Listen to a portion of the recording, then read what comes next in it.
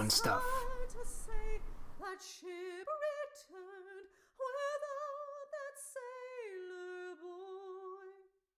We died whilst on upon the voyage, and the flag was half-mast. I'm thinking about what character I want to make for this. And his comrades, when they came on shore, told her that he was dead, and the letter he had sent her, the last line sadly said, Farewell, farewell, My one true love. Oh. I soon shall be from storm and sea, deep in the dark of hell. I hope we meet on the wheel's next turn, when lives begin anew. Alright. I think I'm ready.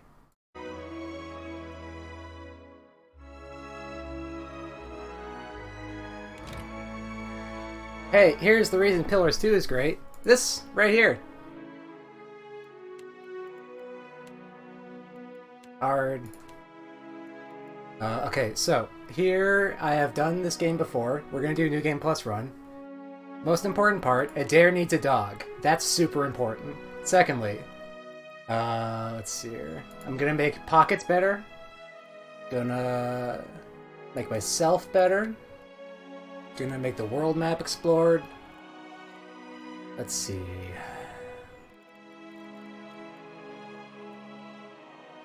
Nah, yeah, sure.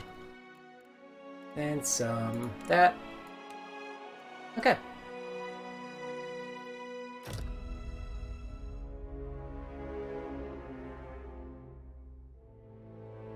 I have an incredibly high opinion of this game. I will document this and highlight it. I'm gonna actually try with this.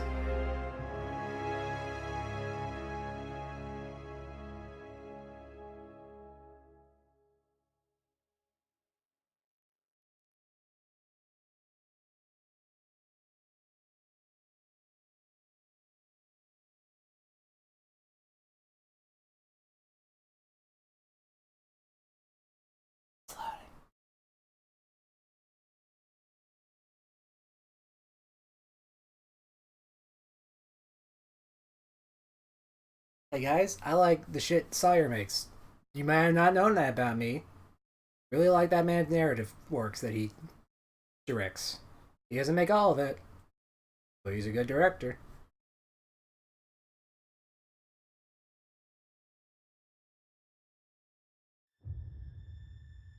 Eora, a world where mortals live, die, and are reborn through the turning of the wheel.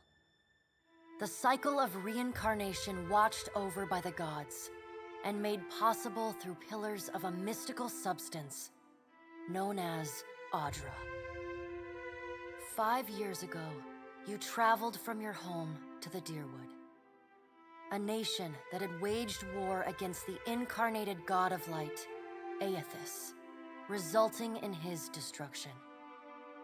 The country suffered from a plague of Hollowborn, infants born without souls, that many believed was punishment. They nuked for killing Aethys, a god. like with a bomb. They blew him up. In an ancient, secluded ruin, you witnessed a secret ritual that inadvertently transformed you into a Watcher. One who can see and speak with souls.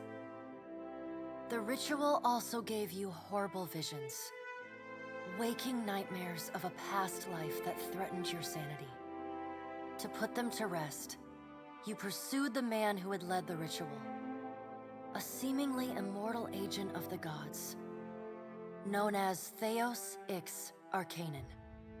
With divine assistance, you confronted and defeated Theos, ending your visions and resolving the Hollowborn crisis. In so doing, you also learned the great secret that Theos had protected.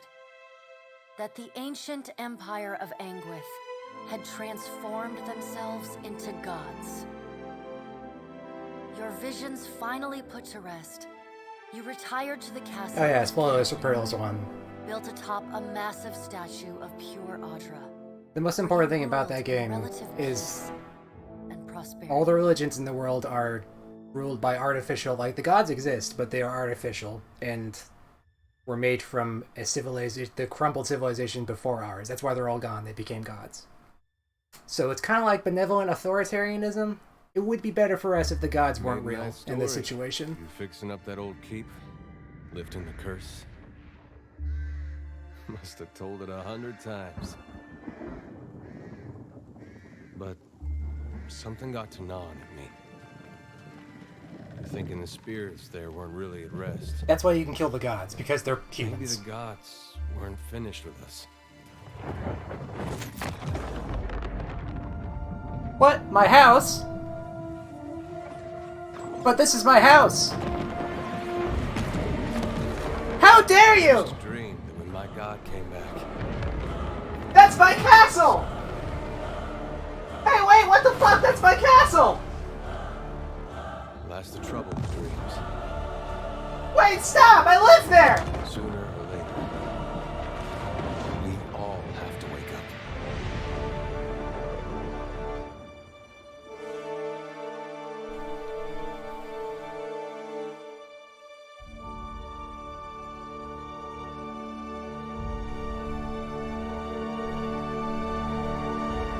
Damn it!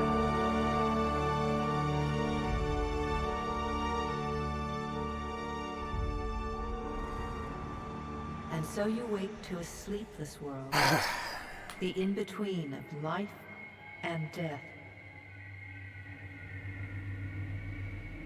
Follow your memories.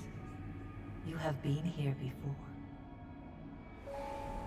You have seen past the shroud. You are a watcher now, and a watcher you will stay.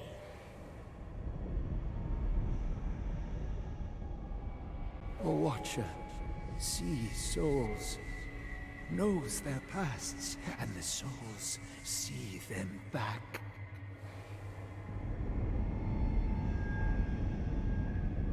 A dubious honor, inheriting a fortress both broken and cursed. But fucking, if I had mortgage rates anymore, they would be skyrocketing. I'm so fucking mad. What is a god? A higher power? A rewarder of good deeds and punisher of the wicked? Shut up, Theos. The gods aren't real, but something else entirely. Something created by people. The gods are facets of a culture of, like, each god represents, like, a part And of did you ever humanity. consider that these were things you were never meant to understand? That their comprehension is beyond you? Like, Galawain is this, you know, like, competition. Hylia is benevolence. Wodika's fascism. Let the world see. Let them decide what Whale's to the do. guy of shitposting, and I'm probably going to be friends with him. The wheel has turned again, Watcher. Come. Yeah, Pillars 1, I think, is a good game, but it has two sticking points that stop me from wholeheartedly recommending it. I can wholeheartedly recommend Pillars 2. Who represents the horny fanfic aspect of humanity? Fuck. I mean, Hylie's the goddess of love and creativity, but that's...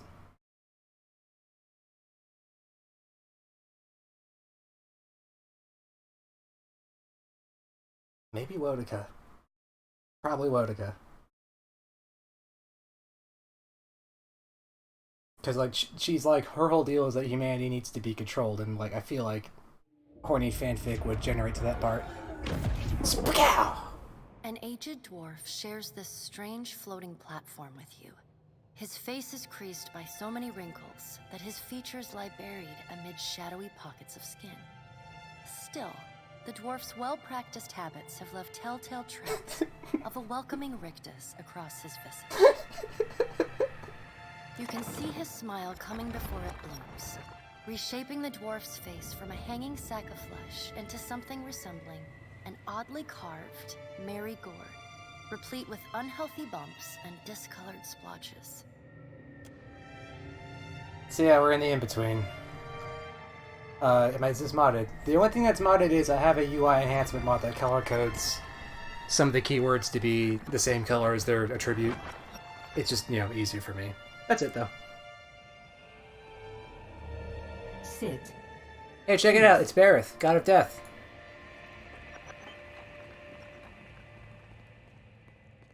Thank you for joining us, Watcher of Cadnua. The gaunt woman seated at the table is clad in time-worn black armor that seems too massive for her to move in. A pale, slender neck rises from the gorget, topped by a hollow face. The milky skin stretched across it is delicate and translucent, like parchment that has been scraped clean too many times.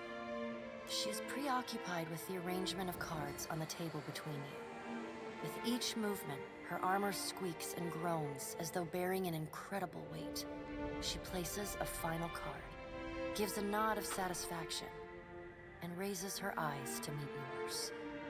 Your brush with the divine has drained you of your powers, fractured your memories. Look upon these cards. They represent the courses of your life. Bareth You just... alone know best how they flowed. Arrange them to fit what you remember.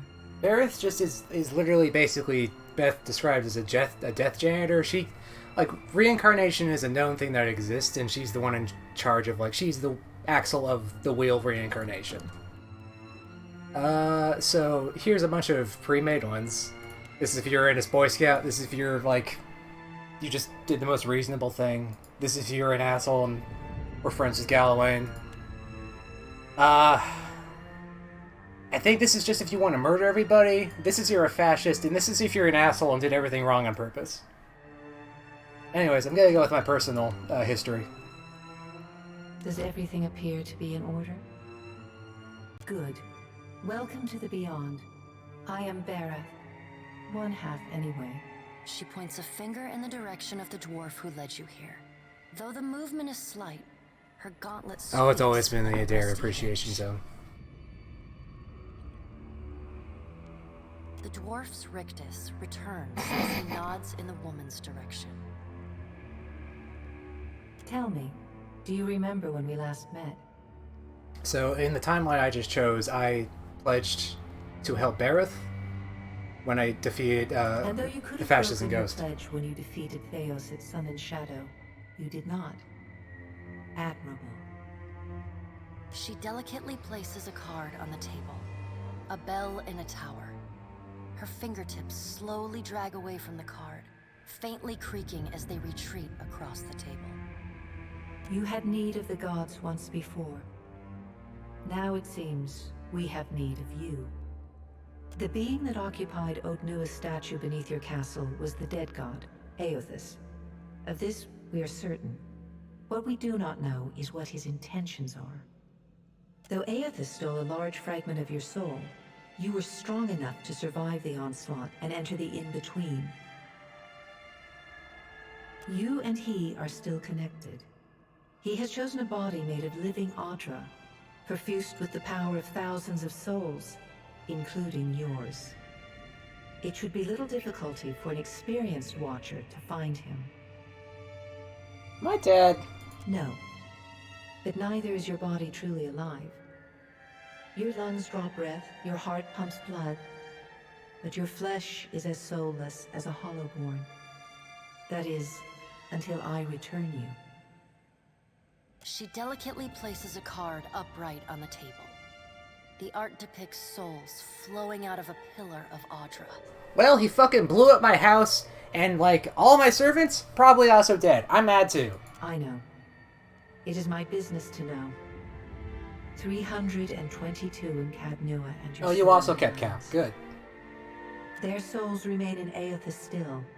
You have the power to save them. Serve me and I will return you to your body.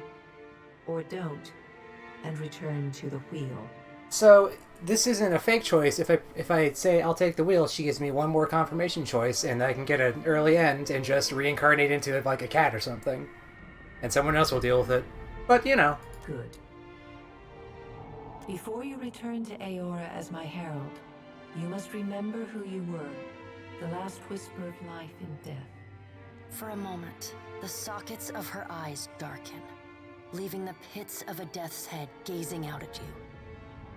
When you can picture your own face, the Beyond will lead you back to your own kind, to the world of mortals. Alright, character creation. Woo! I'm gonna be a girl this time. I'm gonna be a...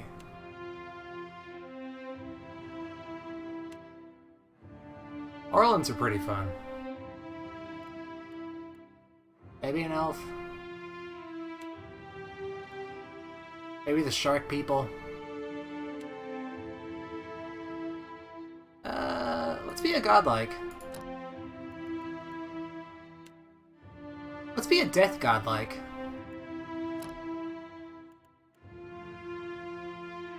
Oh shit! Oh, you can do this? I didn't know you could do this.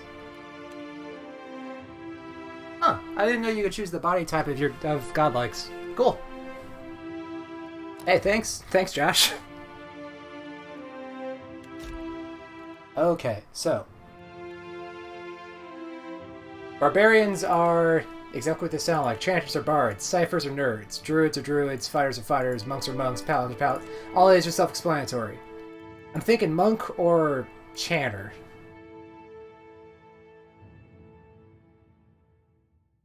Mind Wizard works on turn-based, but like you have to do a lot. It's once I get Seraphine, I'll show how you do it.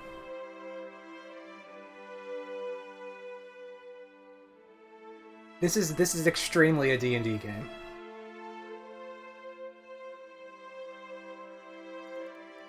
Like it is. No subclass. Those do weird things. Anyways, this one, cause it pushes back. Okay, so all stats in this game are actually very good. Like, there's no dump stat, but I do want... Okay.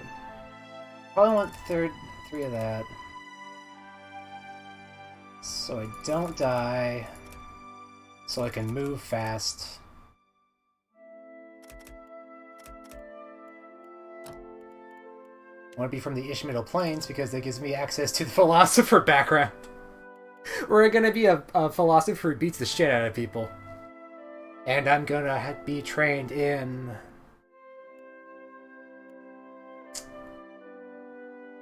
Let's see here. Well, okay, if I'm gonna beat the shit out of people with my fist, that means I already have access to crush damage because my hands do crush.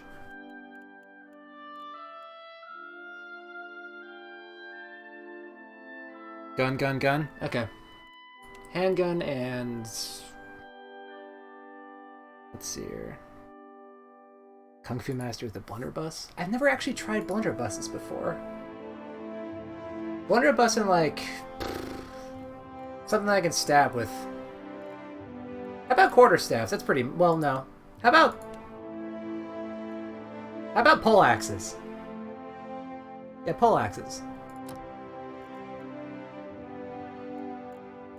Let's see here. Okay.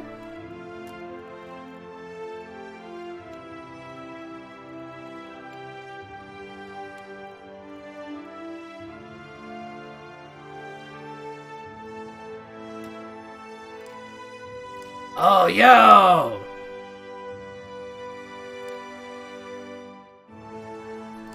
I like this one the most. A blade in the dark. Well? Charge! The better part of valor. Let us end this! Silence surrounds me. Oh? I shall lead us. Yeah! Quickly, and I've got this. Nice and slow. Yeah? Follow me. I'll teach you a lesson. They'll never know I'm here. That's the one. Oh, and we give her a dedicated idle animation if we feel like it. Nope. Oh, there's the one! Don't need to see any other ones. What's your name?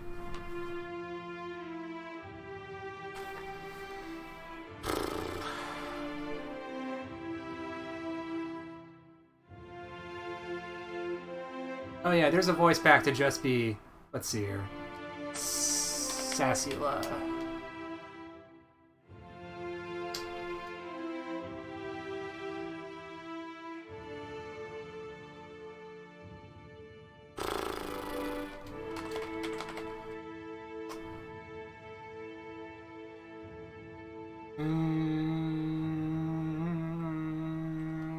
Miku. Hatsude.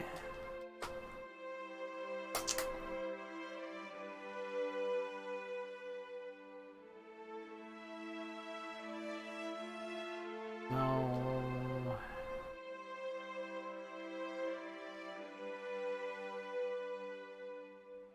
You know what? You know what? You know what? You know what? It's my birthday. In a couple months, but it's my birthday. Eventually. Go forth now, Watcher, as my herald. Know that I do not give you this title lightly. When the time comes, you will have the power to reveal the souls that cling to you. To open the gateway from the in-between to the waking world. Uh-huh, sure. Find Aethys. Learn his plans. When I have cause to talk to you, I will summon you. With a quick gesture of her hand, you feel a sharp pain in what would be your chest. The pain continues, intruding deeper into your soul. Looking down, you see a small lump of darkness roiling within you. The darkness lingers there, but the pain abates and fades entirely within the span of a few seconds. A chime. Do not fear, Herald. It will not harm you unless you choose to cross me. I trust it will not come to that. Her gauntleted hand gestures to the dwarf, hovering nearby. Hey, thanks, Barrett. The dwarf nods, contorts his face with his odd smile, and gestures to a new door. Okay.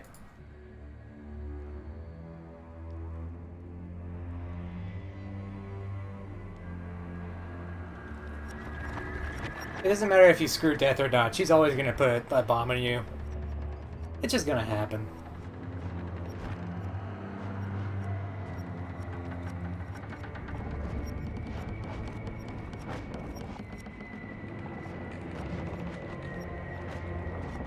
Having a normal one.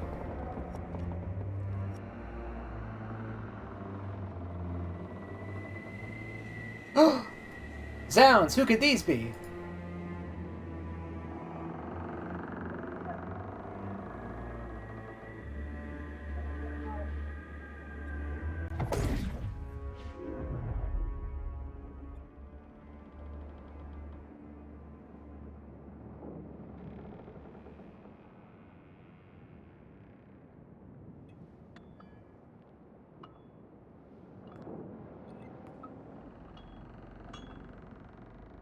Oh yeah, Adair can die The in one. return to your body feels like waking after a fitful drunken sleep. Anyone can die in The one. rocking of the ship sends pain jolting through your limbs. In the shitty Crashing reality, waves hammer inside your skull.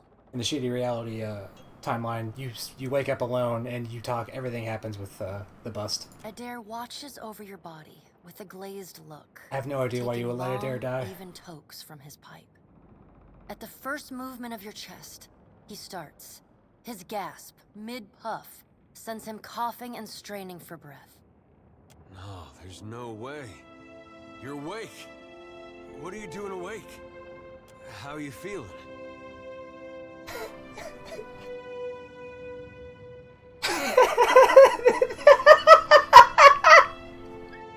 I didn't realize there's a philosophy.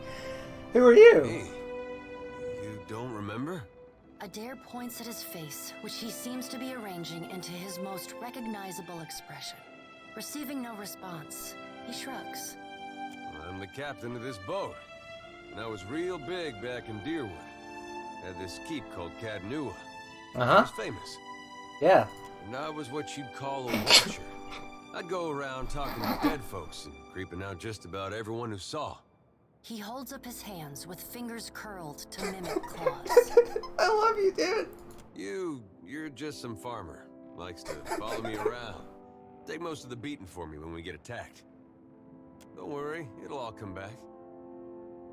Very funny. Ah, see? You remember. Anyway, you didn't answer my question.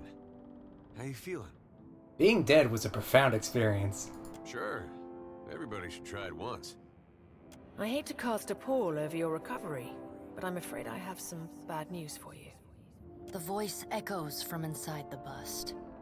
The remains of the steward of Cad Nua. Cad Nua has been destroyed.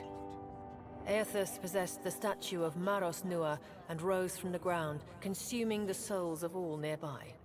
Oh yeah, there was a giant Audra statue underneath my house, and apparently Aethys just decided to squat in it and decided to fucking wake up and shouldn't have made my house over that. It is only by the exceptional strength of your soul that you survived. And even then, just barely. The further Aethys withdrew, the weaker you became. We chartered this ship and followed him to the Deadfire Archipelago. I know not how, but it seems he has retained a piece of your soul, and proximity to it has brought you back. Yeah, I know. How could you know all that? You've been faking on us. He pokes at your shoulder with one finger. Misfortunes brewing topside, we... Magrans fires the captain stirs. An older man with ale-sour breath rubs his bloodshot eyes and stares at you. Engrim, the smell of drink on your breath could wake the very dead. Now what's this about? Pirates. They're demanding parley with you, Captain. Yeah, I could kick an ass. I know this is asking a lot, but you better arm yourself and get on deck. Should be some gear in there. He indicates a nearby wardrobe. Nice. All right, now make some use of it.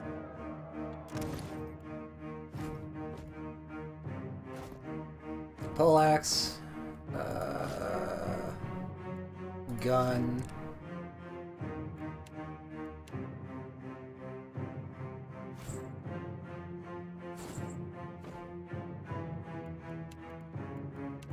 Okay. The pirates of Deadfire are notorious. I suggest you deal with them quickly. I probably don't need a gun anytime soon.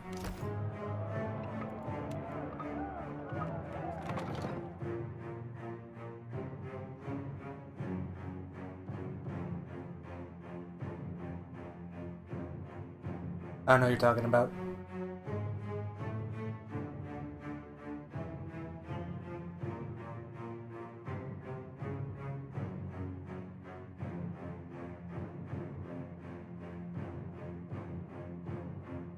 That's with us forever. We're always going to be playing Hatsune Miku, the Philosopher Monk. Which is canon.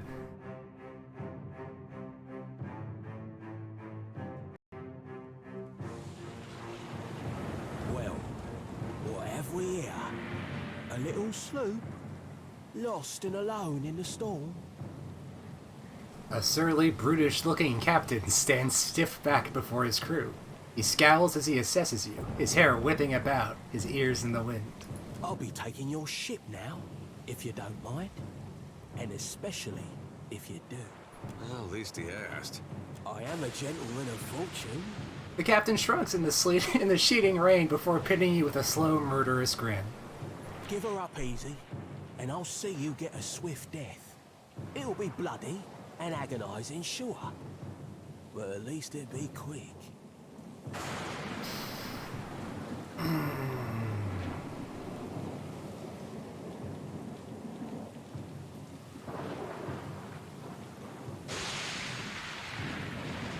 This is more philosophy.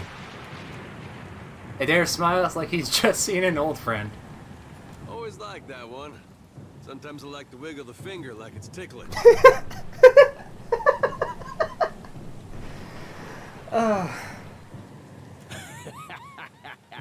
Oh, I like your spirit. He laughs long and loud over the din of the howling rain, and then he sobers instantly, his face a mask of rage. But that won't spare you none. Listen up, mates. He cracks his neck as he addresses the crew. I'm off to spear me a bigger fish. One with sharper teeth like. I'm trusting you lot not to cock this up. Don't damage the sloop when you take it. Play with the crew if you'd like. But don't bring me any prisoners. None that are alive. You heard Benwith! After him! Hey, check it out, it's turn-based. Let's get him. Punch him. Why aren't you guys getting him? Oh, they have to attack our crew once they figure it out, right? Because they're not my companions yet, they're allied NPCs.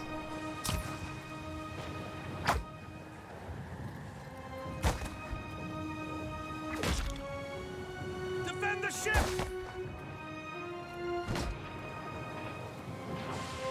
This first encounter is rigged as hell. Let's see here. Whoa! Shit, he went fucking flying. Yeah, the first game is real time with pause. This game has a turn-based option.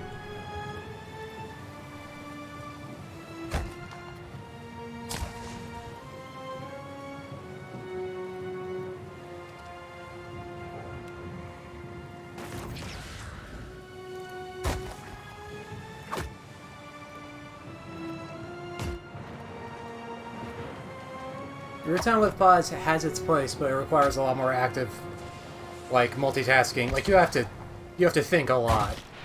I like it better when it's spoon-fed to me one-on-one. Because I can nose to do shit like, you know, go kick that guy's ass before he fucking murders Helmsman. What do you mean no movement? Ah, whatever. Adair's down there, that problem's fine.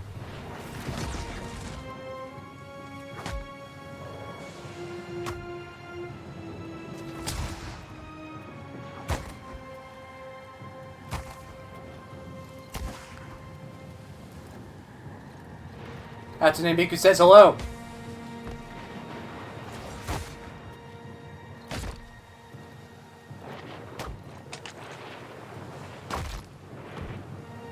Oh, someone followed. Oh yeah, I should have my actual... Hold on. Let's get on mute for a second while I go to my real... There we go. Yeah, thank you, Mr. Thalazone, for the follow.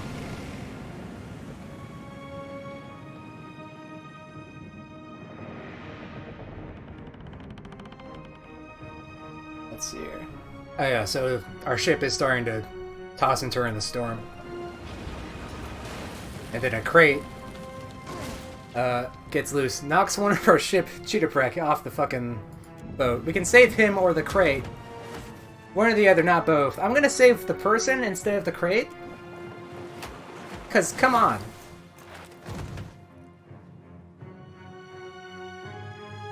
Oh yeah, Mr. the Lazy One. You're right.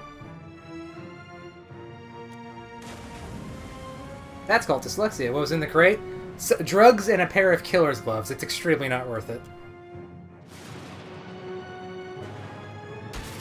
Anyways, but there's a picture of Aethys' ass as he walks away.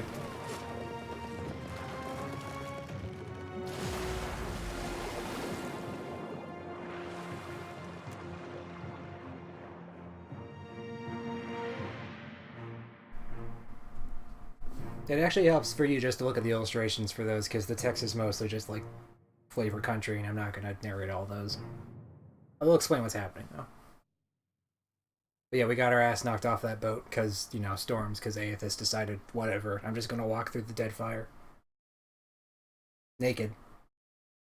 Trying to sneak away from the Watcher, but I'm dummy thick.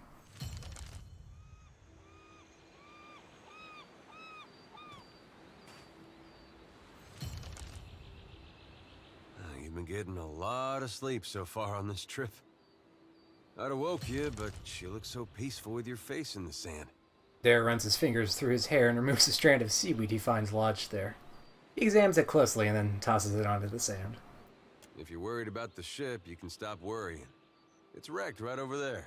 He points out the Defiant, despite it being difficult to miss from your vantage point. So far, it's just you and me and the chair lady over there. Adair nods towards something further up the beach. It's a relief to see you awake, my lady. I worried you were in for another long sleep. Your steward appears to be lodged between some rocks. Despite this, your tone is warmly cheerful. I hate boats! Shh. It's right behind you. Unfortunately, I believe we'll be needing the Defiant yet. Unless you mean to settle down on the island for good. Oh, there's a thought. Any help here, Barrett? There is no reply save for the calling of the gulls and the constant crash of the water upon the shore. I'd shout for Aethys, but I'm worried he'd hear me and come over.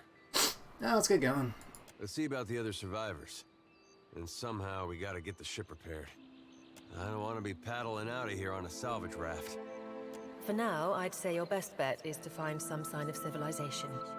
If nothing else, we may be able to hire on a shipwright.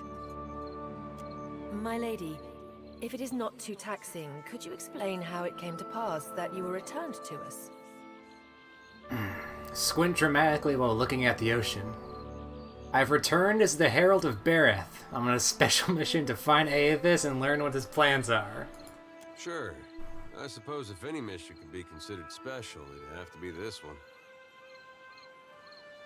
A perilous endeavor indeed. Castle or no castle, you are still my lady, and I will aid you to the best of my ability. Well, I suppose we better get a move on. I could tell it. I could say no to Adair, but that's never happening. All right, let's go. Right here. Consider it done. Let's get all our buddies first, and then we'll go. Then we'll go solve this pirate. We'll go solve this ship problem that we seem to have found ourselves in. Don't worry about it. Percon Planca means please in Old Valian or Valian. Valian is fantasy France, basically. Here's the boat. There's no way to climb up the boat usually because it's not supposed to be on the land. We're gonna throw a hook up there. Cool. Now we could just climb up. I could have made that by myself because I have Adair assisting me, but I don't, you know. It continues somewhat directly on from Pillars 1. Like, the most thing that Pillars 1 does is it sets up, like, the gods as social constructs, like, explicitly artificial ones. Worse off than I thought.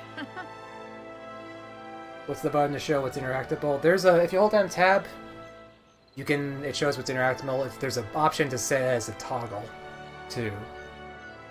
It's my leg, Matiko. It hurts even worse than it looks. Irina's leg bears a bloody gouge along the length of her shin, and the swelling around her knee suggests a nasty break. Well, that's dumb. Clearly, you know, what happened is you're on the boat and your leg broken. No, you haven't seen anyone else. You've been on the boat, your leg's broken. Let's just get you off the boat. Quite romantic, Casita. I'll try not to hold it against you if you drop me.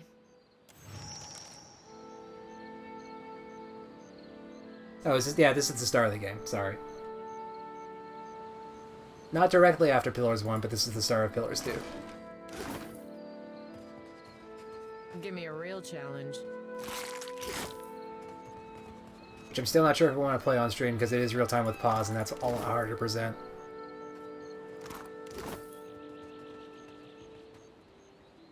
Okay, there should be a boar up here. Oh, actually, new friend. Hey, fancy seeing you here. The spirit's voice warps and shifts, muted as if by a great distance. Even so, he grins brightly at you. I can't see much of anything, really, apart from you. Just endless gray. What happened? The ship ran aground in the storm. He died. Storm? That's strange. You'd think a man would recall a storm. It's like someone cut away a part of my memory. There's just this big black hole.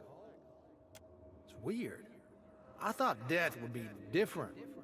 Big light and so on. But I don't see anything at all. Just you.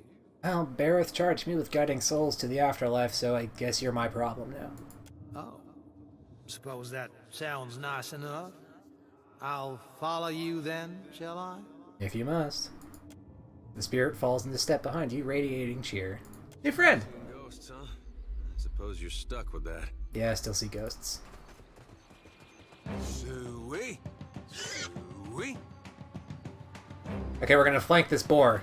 Flanking gives you a dare. Flank the dare flank the boar. Yeah? Boy likes animals too for his own too good. I'll teach you a lesson. Alright, now that's less. Oh god.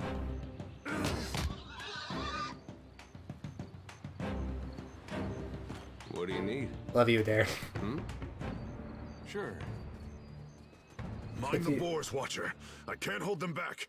There's Chitterprick. We saved him on the boat. If we didn't save him, he would be a ghost that we could talk to. There's nothing for miles. Don't worry about it.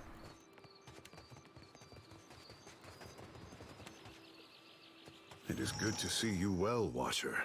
I believe the Boars were hoping for easy meat. Chitterprick greets you as... Oh, he doesn't have an R in there. Weird lisp I have. Chitterprick greets you. The relieved nod. Checks his pistol at his hip. The bosun, Beedle, is in that cave over there. Ran in after a boar. Stubborn old dwarf. So why are you out here, then? I was able to calm one of the boars with a spell. For a time, at least. By the time I was through, I had lost sight of Beedle. I remained here, hoping he would return quickly. He has not. Alright, I'll go look for him. I will make for the campfire. I must get this pistol cleaned if it's going to be of any use. Be careful in there, Captain. Aye.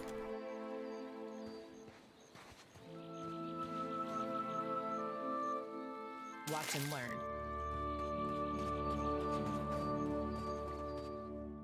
Okay, so first, I guess dungeon, if you could call it. On Veteran, it's mildly spicier than it normally is. There's no reason not to save Chitterprick, honestly. He's a good crew member. He's a cool dude.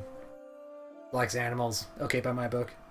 Oh, this is extremely an animal niceness run. I'm never gonna be angry. Hog Zone. I guess we're not the first to head this way. Yeah, if there's infrastructure here, then there's something up.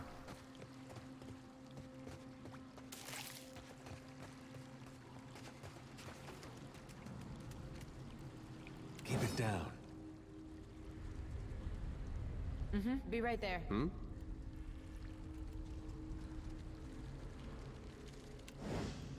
Yeah? Alright, so there's a button down here to delay your turn. I'm gonna do that for Miku on her first turn. Then I'm gonna... Oh, right. I'm level 1, I don't have... Right. So, Adair's gonna whack the beetle. Adair!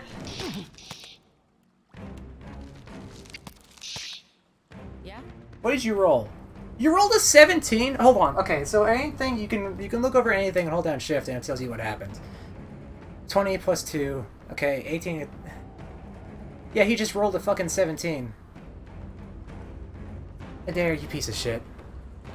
Oh, they saw me already. Of course. I'm sorry I called you a piece of shit, Adair. You're better than that. Okay. We'll flank it. Hey. And then we're gonna make it prone.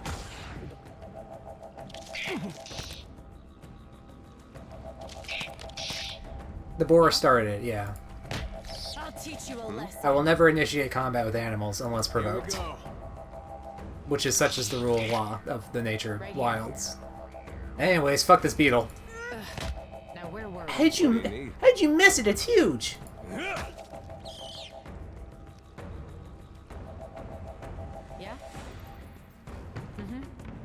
Leave it to me.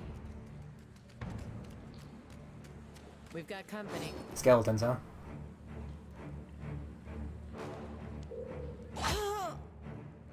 That's not good. Okay, these things are weak. Okay, they're immune to pierce, which is good because we don't have anything that does pierce damage.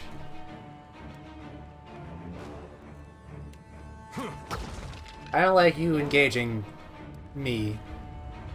Absolutely. So now you're flying. Oh! Yo, Miku!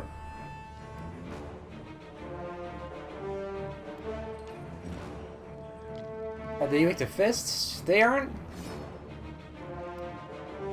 I think they only have a they only have a 1 in crush damage, and I'm pretty sure my fists. Okay, yeah, my fists do 20 to 28 crush damage. Skeletons have only exactly 1 AC for crush, on top of the 3 they have innately. So I do 9 penetration. So I over penetrate them. Yeah, penetration is the thing in this game. The thing is AC. Whatever. Point is, this is happening to it now. My pleasure. What the fuck? Drink some fucking milk. What do you need? They have no defense or slash either, so Adair is likewise fucking them up because he has a cutlass. Here's a zombie. That happens on veteran mode. That has slash defense, but no crush defense, so that means this should fuck it up. Or you could raise it and fuck that up, but whatever. Now Adair can just do this. Or miss! Hey there. Of course. That looks like it hurt. Hey. Right here. Come on, gang, let's beat up the zombie. Yeah? That zombie was prone, was stunned. Right here. Low level D&D, man.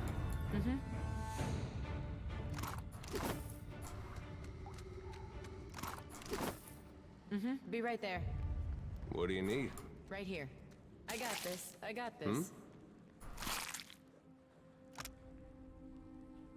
Ah, Benwith. Benwith was the name of the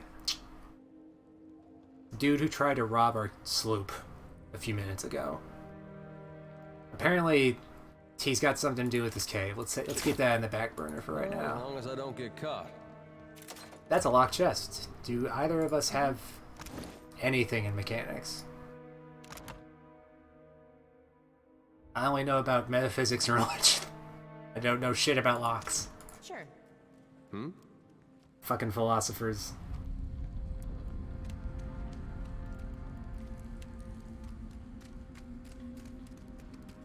Yeah, there's no carry limit. There's an option to make there be a carry limit, but like, you know, that's for crazy people like me. Let's take a look. Yeah? Leave it to me. Hey there. Hey there. What do you need? Trouble up ahead. Hey there. What do you need? Hey there.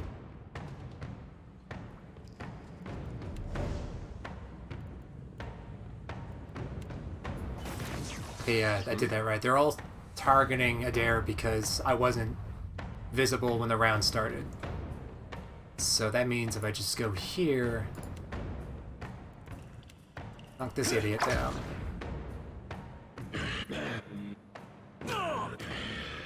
That's too much damage.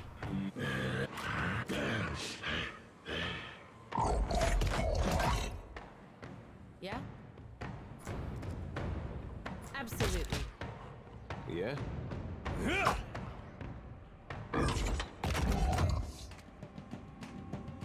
Oh, this isn't good, actually. Had this happen to me. Hey there. Oh yeah, pay attention to Miku. Yeah.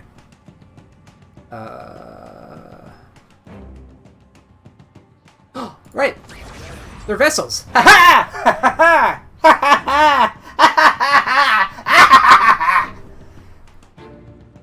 Fucking idiots.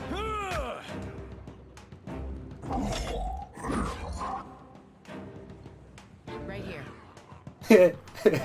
Problem solved. Hey.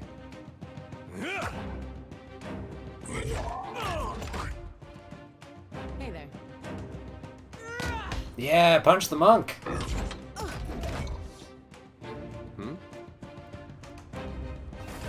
Oh no, you're prone.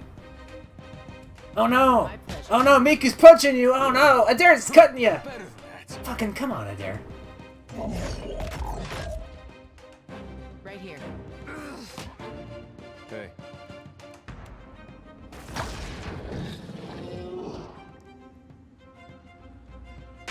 What's a metal killing machine doing out here by himself in a cave anyway? Collecting his thoughts? Good question, Adair. Consider it done.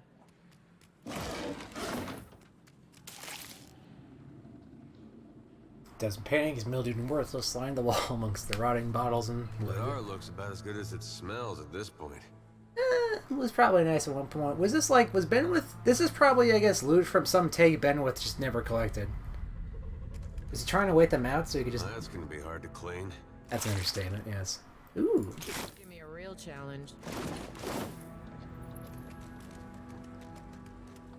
See what's in here. I probably want to give the ring to Adair. Also the heal thing. You know what? You're captain now, Adair. Congratulations. My folks said I'd never amount to anything.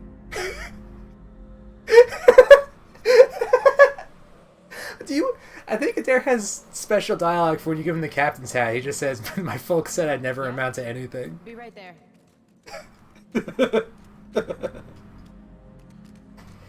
Isn't this something? Damn pirates! Andra, take your scabrous souls for fish food. You think Tyranny would be a fun stream? No, that game's depressing on purpose. Bayadol, still alive and calling everybody scabrous, I see. Well, now we got a bosun. Just need a boat. Adair! And I see that corpse we've been carting around is looking a slight more sprightly. Good to see the two of you, but mind your step. I've got myself in a spot of trouble. Been trying to find a way past without losing a leg or getting a face full of poison.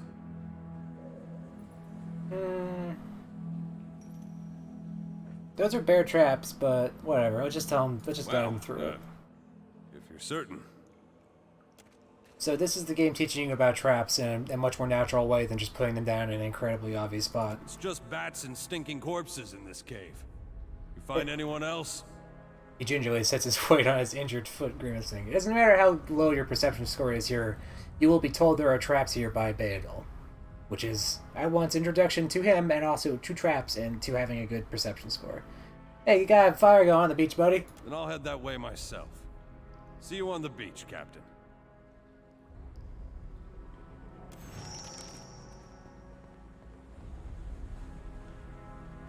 Right here. So you can, of course, see it because our perception score is pretty high, I think.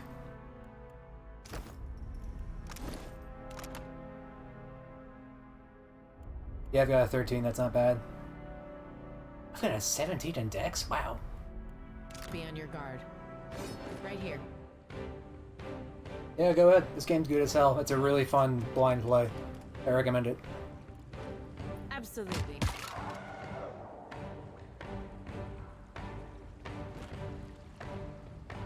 No, this is me like trying to prove that like no, Pillars 2 is a good game. More people should play it. So yes, play Pillars 2. Hey. Go get him! Yeah! Yeah, this is tutorial. This is the open tutorial. I'm on New Game Plus, but that doesn't matter a whole lot because I didn't pick any of the stuff that gives you broken equipment. Right here. Hey there. And the skeletons were dead. Watch and learn. Hey there. Leave it to me. There is a chest up here that is trapped. Would you look at that? And there's a tripwire before the trap. I'm not at my best. I was about to not bother with all that. You know what? We're here, so. Yeah. I do want that Tara Andra Tara. Wait.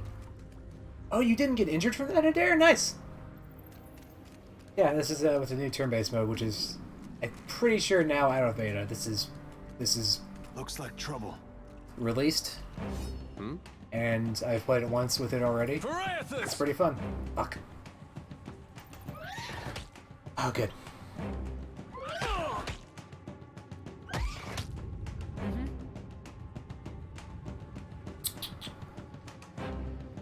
What's the biggest problem right now? Okay, they got no crush defense, so I'm probably gonna fuck it up. Of course. That's alright. Right here. Wait, do I get to move twice? Is my deck so fucking high I get to move twice in a round?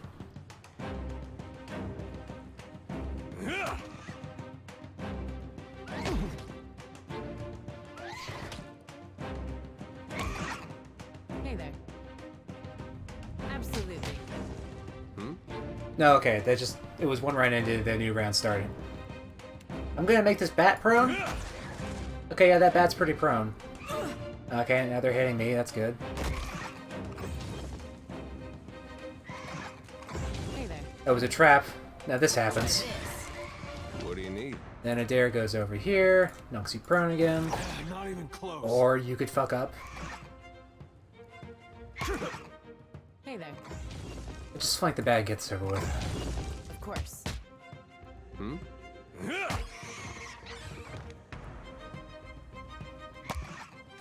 Hey there. Flank the bat. Punch the bat. So that's how it's gonna go. Miss the bat.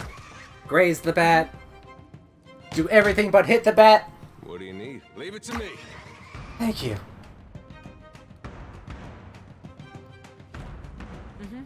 Give me a challenge.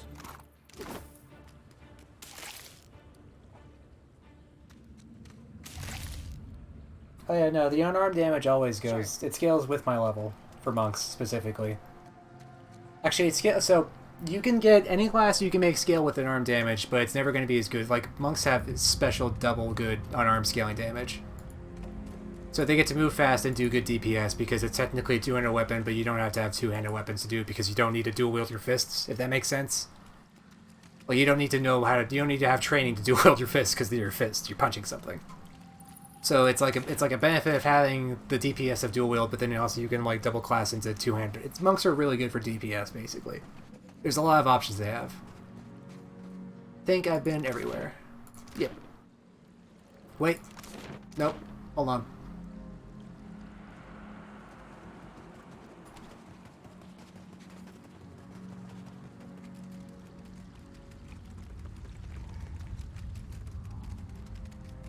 What am I injured with anyways? Lingering frailty?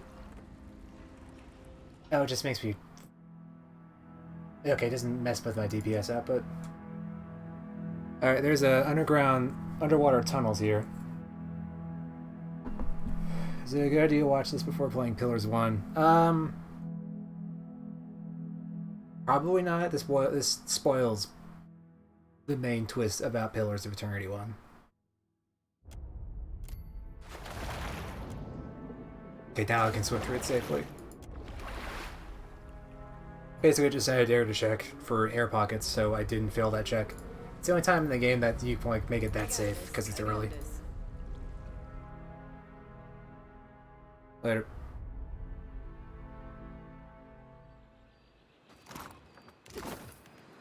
Wonder what happened to that. Told him not to bring that thing in there. Didn't like the look of it one bit. But no one daren't speak poor of his precious animancy tech.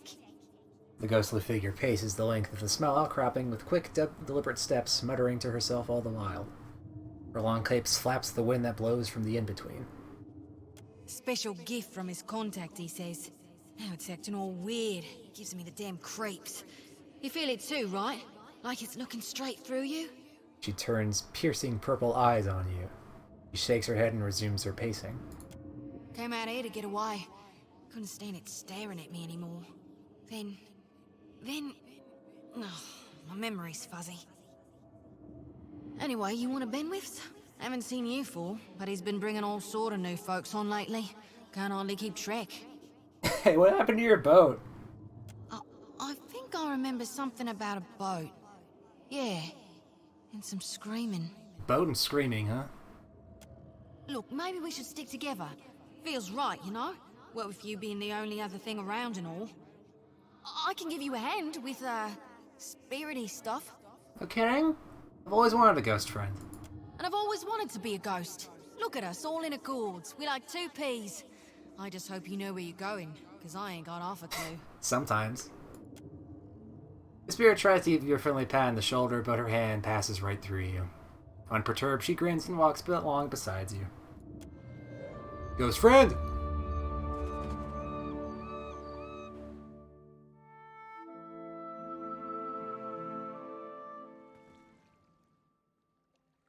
Alright, swim back. Now I can leave.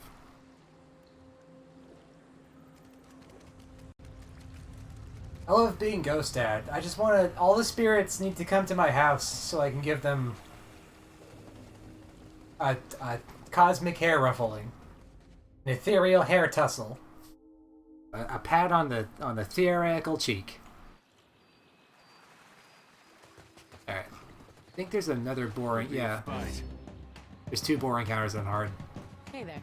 It's crazy. My pleasure. Yeah?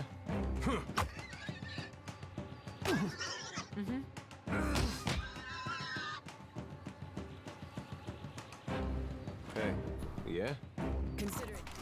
Well, don't see why not. What do you need? Let's see here. What do you need? Oh, yeah, there's my stolen daughter. Spy, Magran And here. Grandpa. My flame burns yet. Hey, Grandpa. Is that ye? That ye, Hatsune Miku. Eld Ingram appears to be in sound condition, though his wax jacket is soaked through. He praises you with bleary-eyed amusement. You woke just in time for the fun.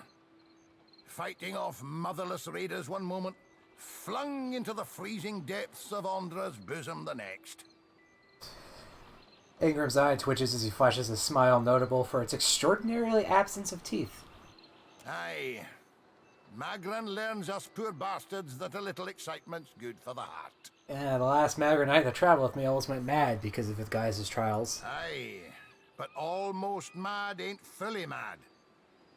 Ah, old Durance. The goddess shan't forge another like him in our lives, Captain. Thank God. Can we go back on the ship now? You're still drunk, aren't you? Dry as kindling, Watcher. His beard provides some cover for his smile, but his eyes twinkle playfully. Vela, don't let Ingram be a bad influence while I'm gone. That's unkind. You're the one decided to pluck this wean from the wilds of Aer Glanfith. Blame that stone steward of yours for bringing the furry maid along. Uncle Ingram, you promised me ale. Later, sweetie. Uncle Ingram's thirsty too. He absentmindedly taps on his chest near his heart, sounding the thunk of something metal beneath the priest's jacket. That's everybody. Let's go do a quick roll call. I'll boil up some water. We'll have a spy at that leg of yours. Should have seen me with that barrel, Ingrim. I showed it who's boss. Magran gives some of us simpler trials than others. Good news, Captain. I found some supplies must have washed ashore. Even better. I've located some spirits. The mundane kind, I mean. Nothing that requires your talents, Watcher. His eyes twitch and twinkle in delight. Seen anyone else around the beach? Not a one. We've come away from this one limping, Captain. But we live to see the next battle through. Well, what do you know about the island we're on? Kithriv here. I ken that much. Means we're a sight better off than we could be. Kith being shorthand for sentient bipedal races. Of course, it's surely pirate territory. They have a number of bolt holes out this way. I'd nay be surprised if that cave up north is one of them. Could be they lie in wait for us even as we speak. A twinkle in his eyes belies his foreboding tone. You always twinkle a lot. Are you Bishi? You part of a fucking shonen? You shoujo? What are you? Explain yourself, Eld Ingram. I'm leaving. Come on, Adair. We're going.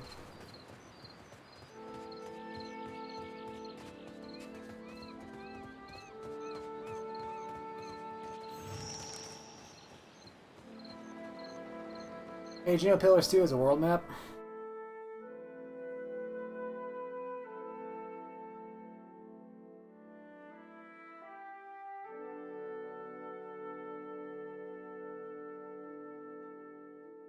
Once it loads. This decade. Yep, DLC.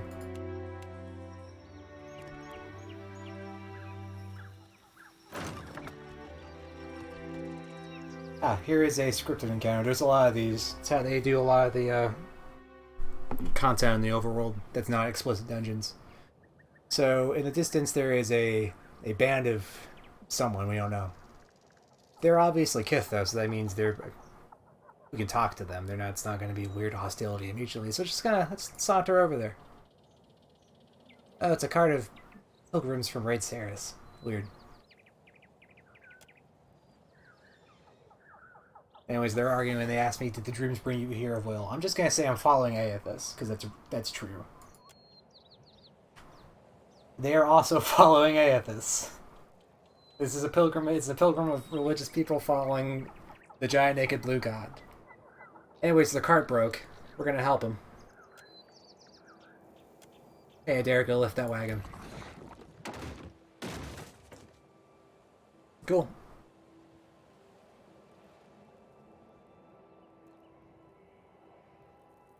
That took us 2 hours, and now they gave us some money. Nice.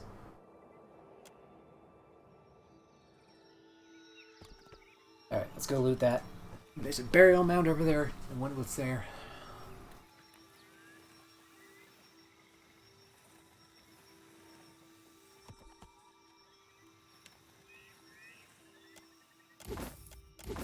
Pearls, nothing.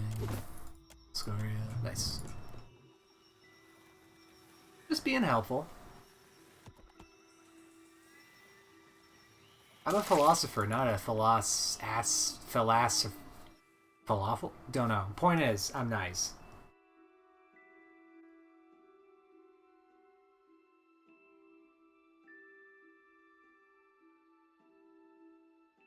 This time. Next time, who knows? I might steal from the religious pilgrims. For no reason.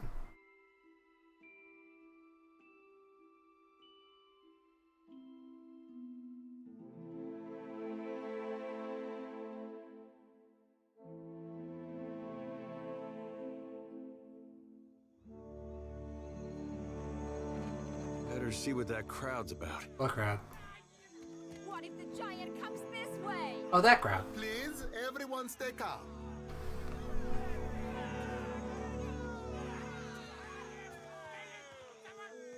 The man at the center of attention appears to be fielding inquiries from both the gaggle of townsfolk gathered around the platform and a rather severe-looking Amala woman standing just beside him. Please, everyone remain calm. I assure you I will do everything in my power to get you the answers you need. Our friends among the Huana have offered you hospitality and safety from the storms. The Amala woman folds her arms. Yes, yes. I think we are all keenly aware of the debt of gratitude we owe to the... I have personally seen to the safety of your homes. Now you will do the same for our families. What about our families? What about the ships? How are we supposed to feed ourselves? If everyone would... As Clario's gaze sweeps around the crowd and falls upon you, where it remains. A few more heads turn to see what has caught the governor's attention. It's one of the pirates. At this alarmed cry, the whole of the crowd turns to regard you. A startled, expectant hush falls upon the gathered throng. Pirates, where? Everyone stay calm. I think it's clear our guest is nothing of the sort. 2 of my guards reported a ship flying deer wooden colors, fallen prey to a private vessel. That would be your ship, I assume. The crowd goes quiet somewhat at that, though you still find yourself the target of a few glares. That would make her lucky. Your own vessels do not usually fare so well. The woman regards you with bland curiosity. Quite. If I was all that lucky, I wouldn't have crashed here, now would I? Perhaps not, but I suspect some good can come of this. Per Complanca, everyone, forgive me. I believe this matter requires my attention. You have my word that I will keep you apprised of any changes. Especially you, Mr. Ikawa. Do not flatter me with Valian titles. You are distracted with your newcomer and wish me gone. But I will not go far, Governor Clario. Giralde, as for you, stranger, let us speak at my estate. We'll discuss your predicament. Okay. Well, it seems we've stumbled into the middle of some sort of domestic dispute. Apropos of nothing, let's go this direction. Accept the light, and you shall be redeemed. A woman shouts, arms raised high and wide. In each hand, she grips a golden candle. The flames gutter wildly as she gestures to the crowd before her. This appears to be some sort of dawn stars gathering. The missionary holds a candle to drip wax in the shape of 3 stars on the forehead of each kneeling worshipper. One of them stumbles back, swiping hot wax from his skin. Sefutito, Madicchio, I did not sign up to be burned. Sefutito, Valiant for, fuck this! I'm just gonna watch from within the crowd. The priestess trembles her arms, face pinched with disappointment. In the warm sea breeze from the port, loose strands of her sun-streaked hair whip about her head like a living halo. This flame is not for purification. It is for illuminating the darkness. Sanctification comes only as a result of your journey. But the light will guide your way. She tilts her face toward the sky. Eyes shut, she drags a shaky hand to dribble wax across her own brow. Aethys has returned at last, but it's not too late to redeem ourselves. As surely as my fingers are webbed, I tell you, gone, never left. Despite her contrary words, the Huana woman shrugs, accepting the golden wax. Sakes alive, Wanglith. Ain't we got more pressing matters to attend to than a baptism? Arms crossed over her chest, a shorter, duskier woman watches the ritual with an ornery sort of expression. Her delicate chin jutted up. We just missed one of the biggest reap-ins of all time. What about the souls that need us? As she steps forward, she reaches for a peculiar-looking lantern strapped to her hip. Do not push me on this, you wayward child. You'd leave the living forlorn to service the dead? Rather than discouraging the other Dawnstar, the accusation seems to kindle a stubbornness inside her. Shoulders set, she grins. Here, I'll light them all at once. Metal clanking, she sways an eerily lit lantern in an intricate pattern before her. The priestess bites her lips, swinging harder and faster, lithe arms hurtling the weapon with a deceptively hidden strength, until she thrusts it hard out towards the crowd, splattering everyone with wax. And at this, I'm just going to wipe wax from my shoulder. Now that we're right with our God, can we please see about helping the people I dreamed died? Those souls ain't gonna reap themselves. Her words catch her in the throat as she turns, spotting you for the first time.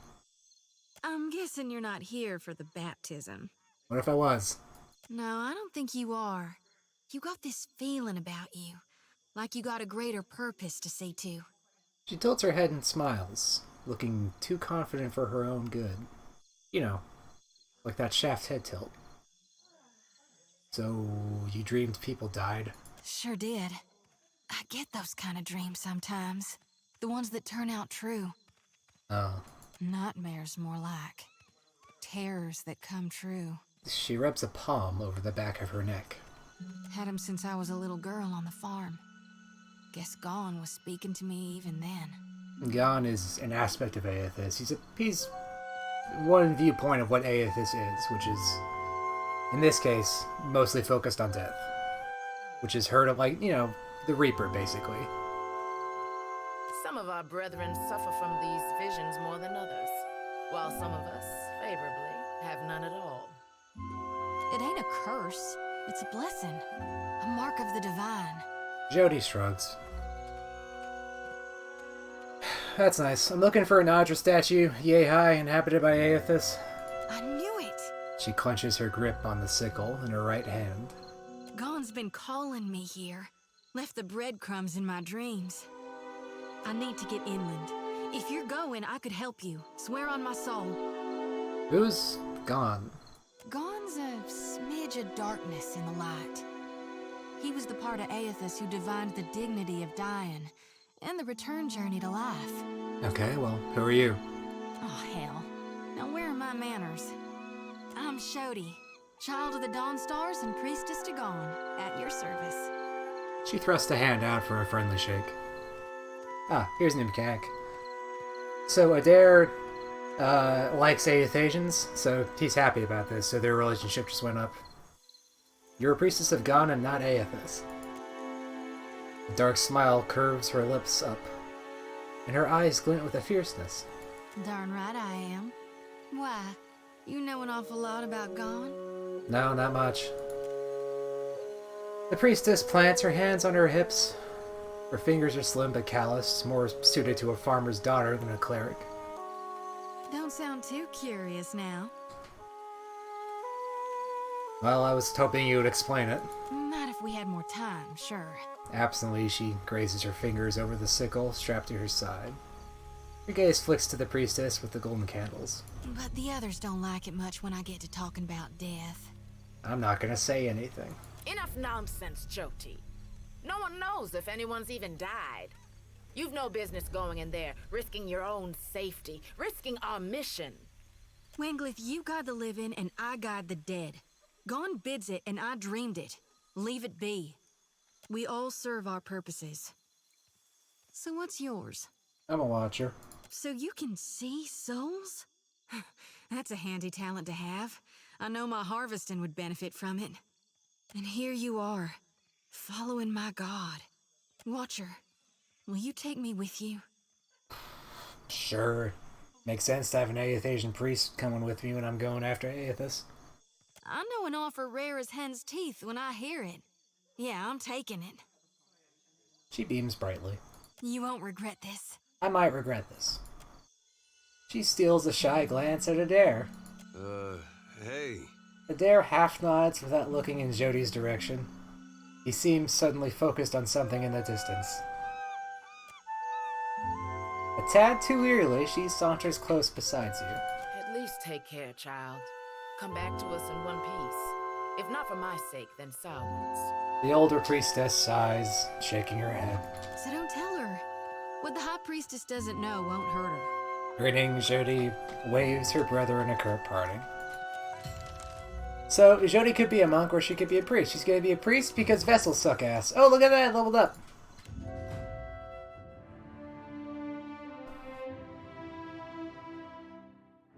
Okay. Anyways. Yeah, so Jodi's a pretty good character. I'm not gonna regret bringing her along. She's good. So yeah, one, metaphysics, because I'm a philosopher monk and that makes sense.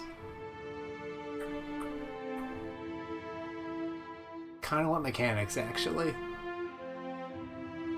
I'm gonna be mechanics. I'm gonna be the lockpicker.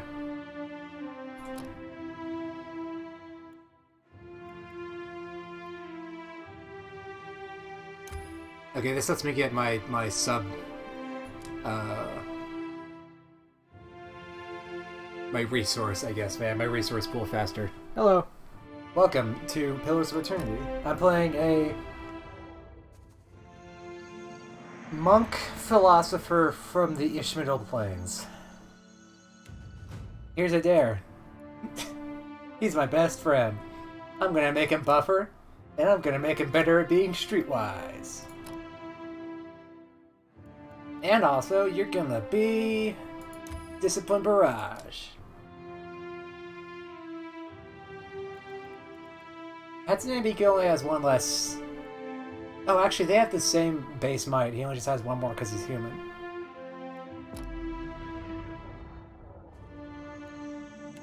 The Children of the Dawn Stars.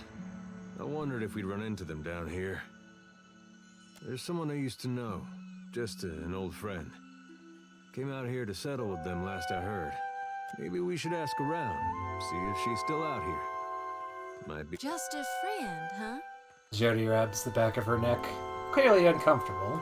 Oh, well, both grew up in Gilded Vale, same temple. Adair looks askance at you. So you're eager to see her, but you're trying to hide it.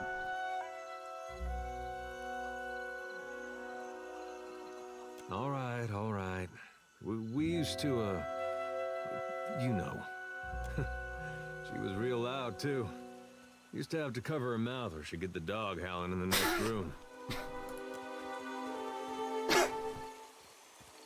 It sounds like a special woman. I knew you'd understand. You're gonna like her. I got a good feeling. Anyways.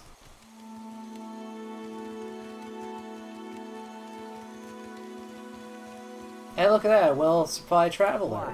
Berat smiles upon you. What fortune that on this turn upon the wheel, you should find yourself before the finest merchant in all the Deadfire. Alright. Here's the New Game Plus merchant. I only have him because... cats...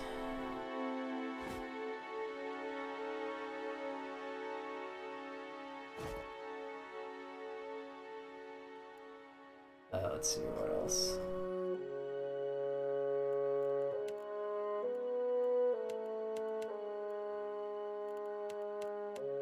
Okay, yeah.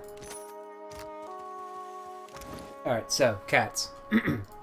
Here's Stinky Pete. He gets +1 resolve. Everyone gets +1 resolve. And is better at resisting disease and poison. That's my pet. Here's Adair's pet. It's Cutthroat Cosmo. Oh shit. Oh, nice. This is actually really good for him. This makes him move faster even though we're wearing medium armor. Does it for everybody. Oh, wait. Adair's friend. Let's see what else do we got. Special.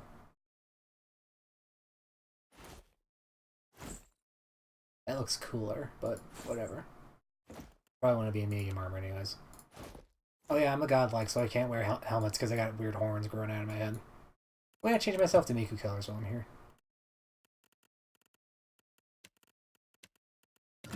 Cute, just like Domino's Pizza. Oh, I should take a nap. I still have that injury. Let's go to the inn. It's not right. I came here on the first ship. Why does an islander get paid the same as I? They're bigger than you, and they haul cargo without whining about it. It's not right. Yeah, well, life's not fair now, is it?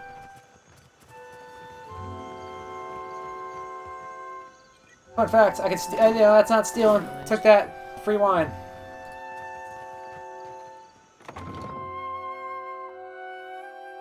Stinky Pete is an incredibly good name for a cat. There's a lot of good names for pets in this game. There's like, I think literally 50 pet animals, ranging from like just a dog to a talking lich skull. I'm gonna get all of them. Hello, barkeep. 1 room, please. Sorry, we haven't any rooms for you. Fuck! The rather large man behind the counter glances your way, smiling grimly. Guessing you're the one came in off that shipwreck down south.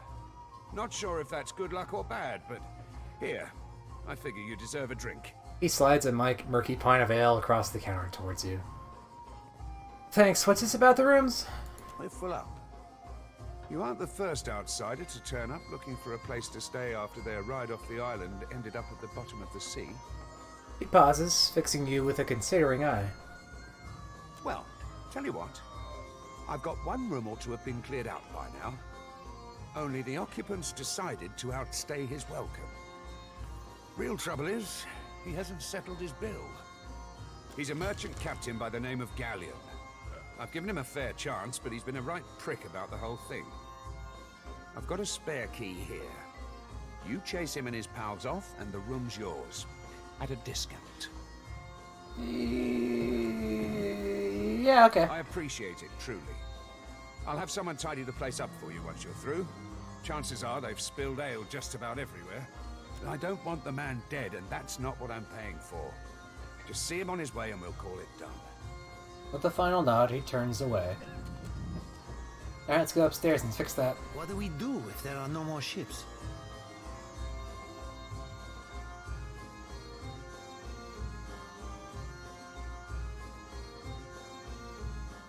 Nah, I just got out of a dungeon and probably done with combat until we get to the Ingwith and Dick site. This guy sells illegal... Oh, actually, hold on. Free drugs down here. How does it work? You inhale. It isn't complicated. Welcome, Mika. Do you wish to partake? Of what? Ripple sponge, of course. An expensive vice, but worthwhile. Is it safe? All things in moderation, as they say. But it will do no harm. Come, enjoy yourself. Okay. An adventuresome lass.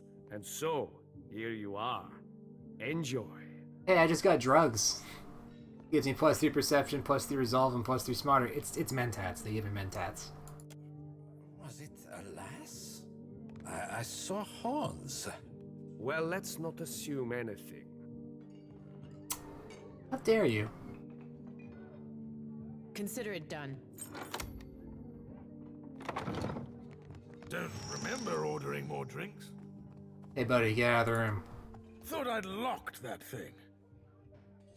The glassy-eyed gentleman before you bears the miserable expression of the recently sober. He also smells like he's been picking in a cask for a few days. Blazes. I was going to say you wandered into the wrong room, but by the look of things, it runs in the family. He's being racist at me because I'm a godlike. Try not to slam the door on your way out, yeah? My head's going to pieces. I'm here for the rant. Oh, aye. You running Thorol's errands? Well, I haven't got his pay, and he knows it. Come back tomorrow. Better yet, tell him I'll swing by myself when I do have it. Do you really want the guards in here to throw you out on the street? The governor's got all his guards on high alert, staving off the pirates. He waggles a hand in the gesture of mock alarm. So if anyone's going to be doing the throwing, it's going to have to be you. How about it, mate? He reaches out to give you a shove. I'm just gonna take the punch. You hear a sharp crack of joints as Galeon's fist impacts somewhat clumsily with your sternum. Galeon immediately tucks his curled fists against his stomach, wincing. I have to admit, I was aiming for your face. He gazes up at you, wide-eyed. You done? Yeah, okay. I'm done. He holds up a hand to ward off further hostility. Come on, you lot. The crew of the Peregrine sails for brighter shores. He heads out on a wobbling limp. Hey, look at that. Peaceful, non-violent resolution. All I had to do was break a man's, hand on my ribcage. I got this. Now I'm gonna steal the shit they left behind. Yeah, it's socking my chill that the drunk dude is capable of going, yep, over my head. I'm done. We're done here. Should you got anything for me, Norgund? Ah, a new face. You've heard, of course, that Norgund remains the most reliable and discreet supplier of mostly legitimate wares. Are you looking for something in particular? Mostly legitimate? I am an honest merchant, madam, but I confess that the tools I supply have an unjustly sinister reputation. How my clients decide to use these items is not my responsibility, after all. Alright, what you got? Spices, onyx, thief's putty, venoms, bombs. Ooh. Drugs. Oh man, 36 rounds actually. That's pretty fucking good. I do want these because it's +2 mechanics, and that'll be nice for picking locks later. Speaking of locks, yes. Alright, thanks, buddy.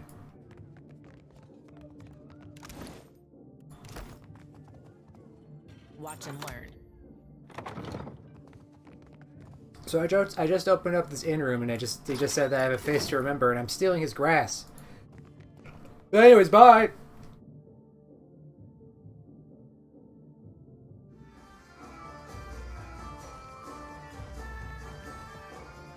Still kicking, eh?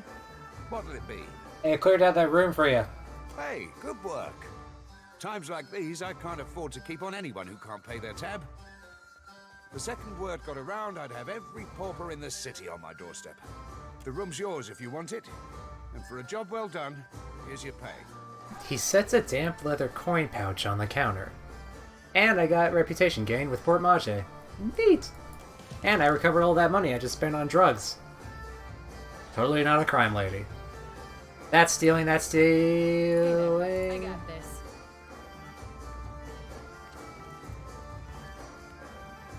Easy does it.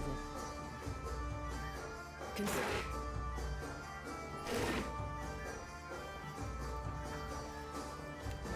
You know what? I actually want some free food. Oh, there's Stinky Pete! There's Stinky Pete! Guys, it's Stinky Pete! Anyways. I'll take a peek.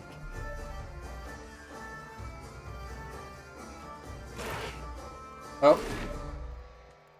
They're onto me. Never mind. You can actually be pretty stealthy in this game. It's pretty cool. Oh, I should take a nap because I'm hurt. Still Right, forgot. kicking, eh? Sure thing.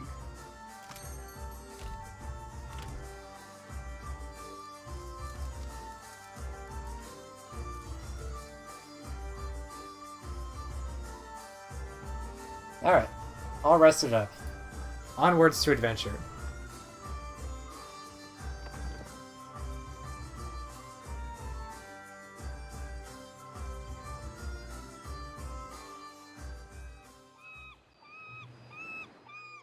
Okay, what's next? No word from the Animancers? Not a thing. Was that about Animancers? Nothing? Alright. Imagine the fire is unnecessary. Probably, yeah. It's probably very unnecessary, but whatever. You know, shorthand for, like, resting. Also, I think it's a gift they had from Pillars 1. You to the coral. No contest. What? Just because you have webbed fingers and I can't swim? You are a strange man.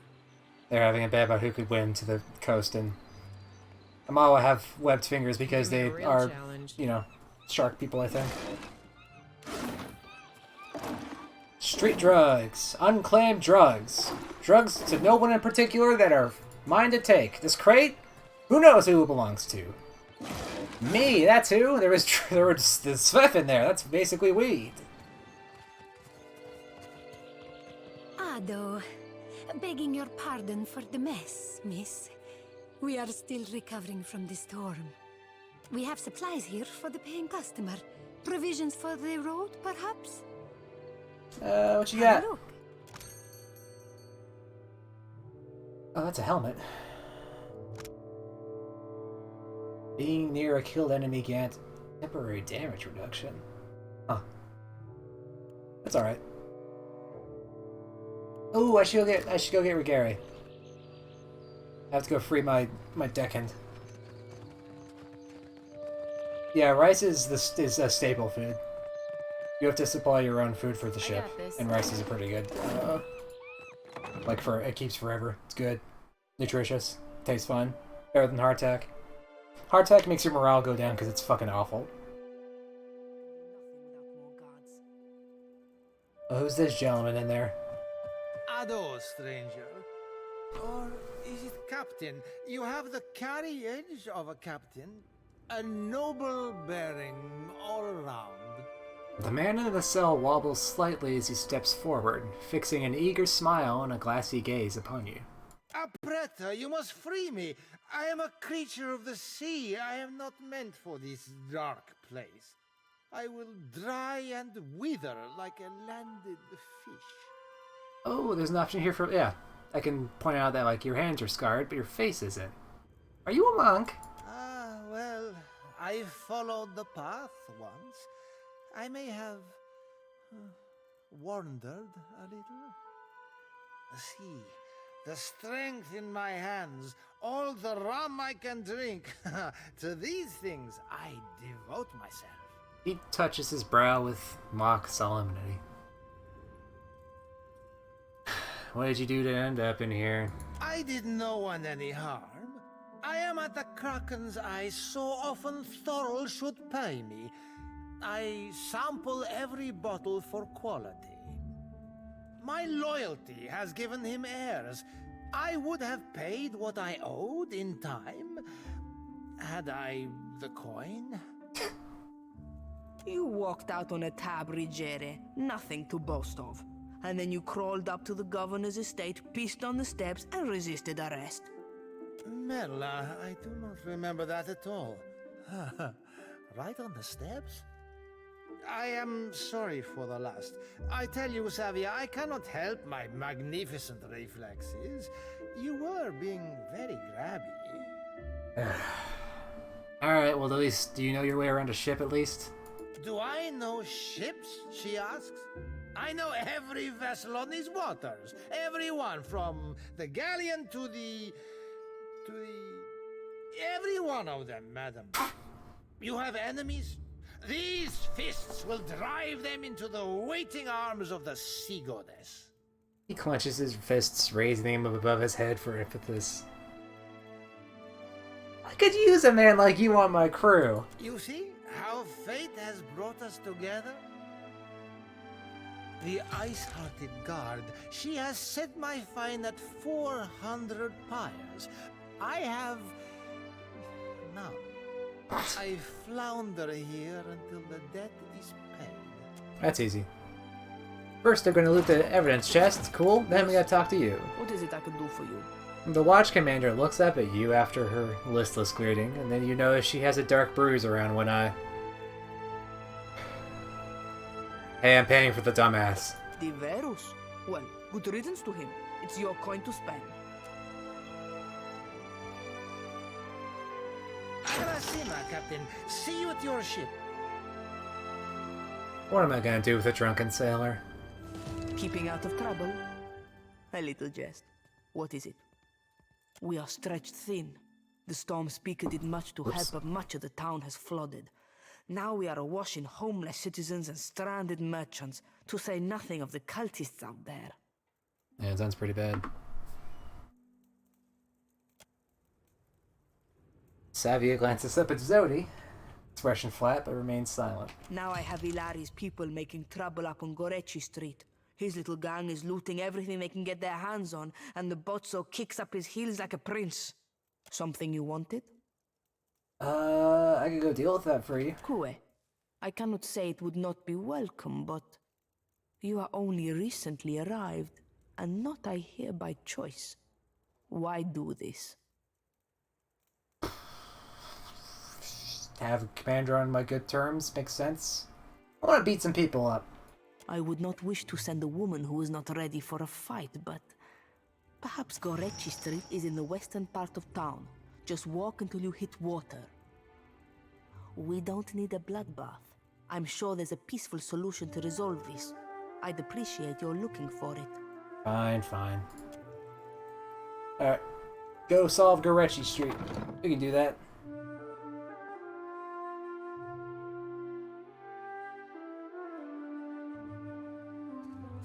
Let's go talk to Chancellor Valiafucker while we're here.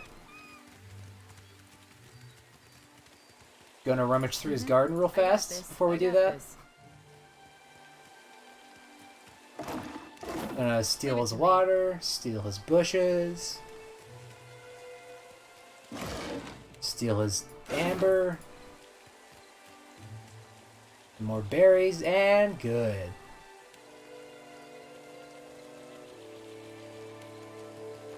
I wonder if you can see the piss mark on that guy's steps.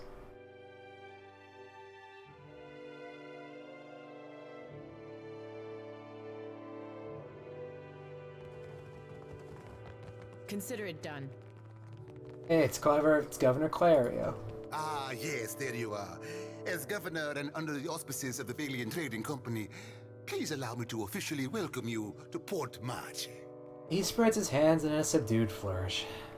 I'd like to say the pleasure's all mine, but I try not to lie. Yeah. Don't worry. I'm only here on account of her. She bobs her head in your direction. Of course. I see you've been as quick to involve yourself as ever. Clario's tone is polite, but there is a strained edge to his wide smile as he turns from Zodi to address you.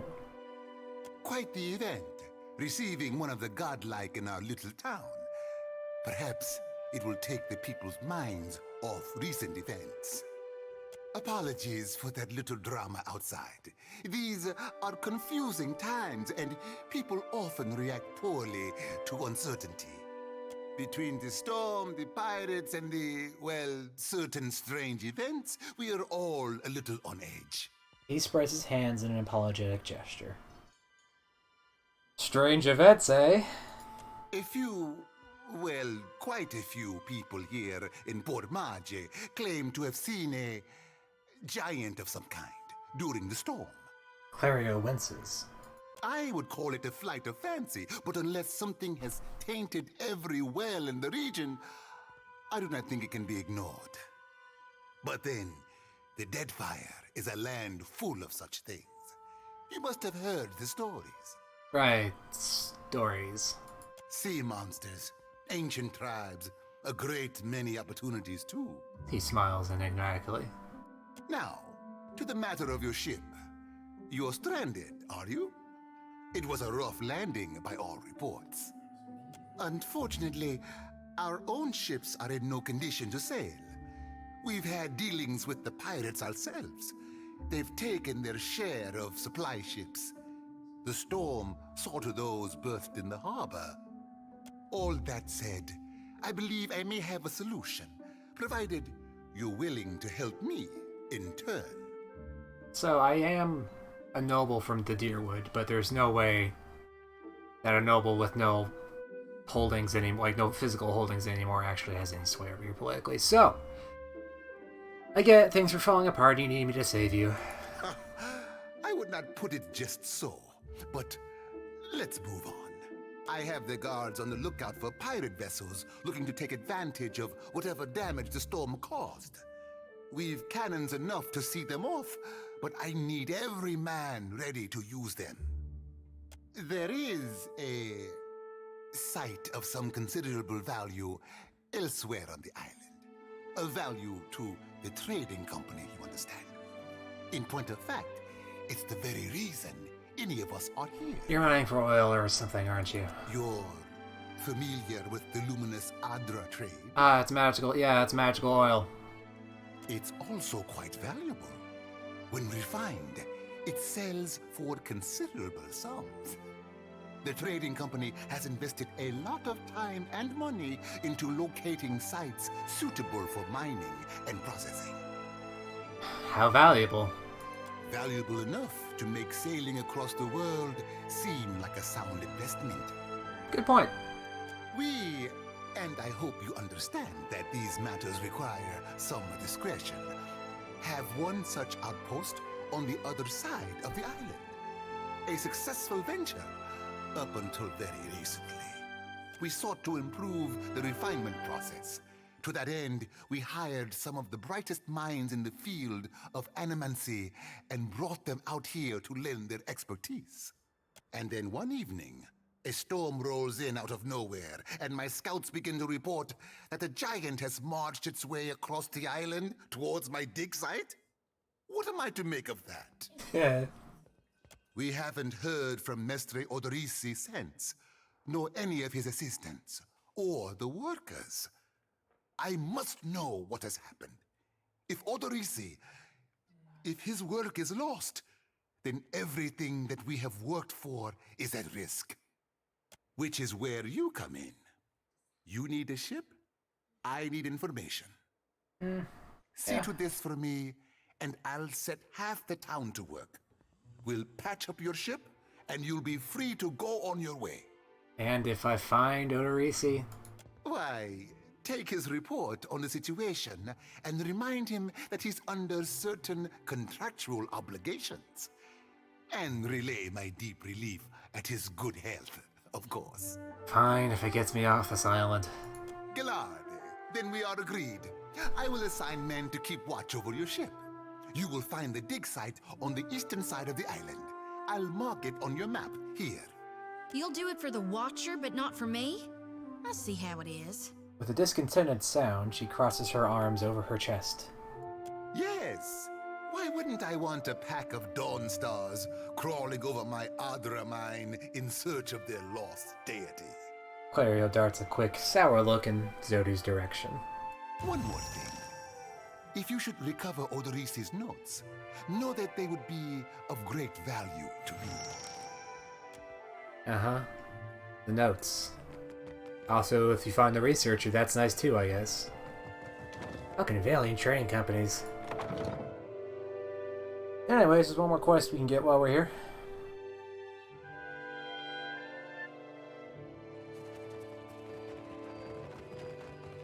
What marvelous carvings! Oh, yes. This one is many centuries old. Blessed by Ngati herself. Magnificent! Uh-huh. You have to do something. Any of us could be next. Oh? I cannot imagine who might wish to harm you, Mestre. Per Complanca, don't tell me you're here to complain too. The guardsman covers his face with his hand, groaning. The virus. Are they recruiting right off of the docks? You would think the Juana were storming the Kraken's Eye as we speak. Actually, I would like to complain. You're being very rude. Ach, and I will be ruder still. If you have no business with Rinko, move along. What's going on? A fight, Mestra. One of the Juana women attacked a merchant. He has come out the worst for it. Now every Nasanali in town wets himself in terror of losing his coin to the Aumaua. We would bring in the thief, but Clario would not have us march into the village and defend Ikawa. Much longer, and I do not think any of us will have a choice in the matter. If you wanted the details of it, speak to Rinko himself. He will delight in telling you the tale. Darmo makes a sharp, frustrated hand gesture and turns away. Alright, I'll go barge in this guy's house.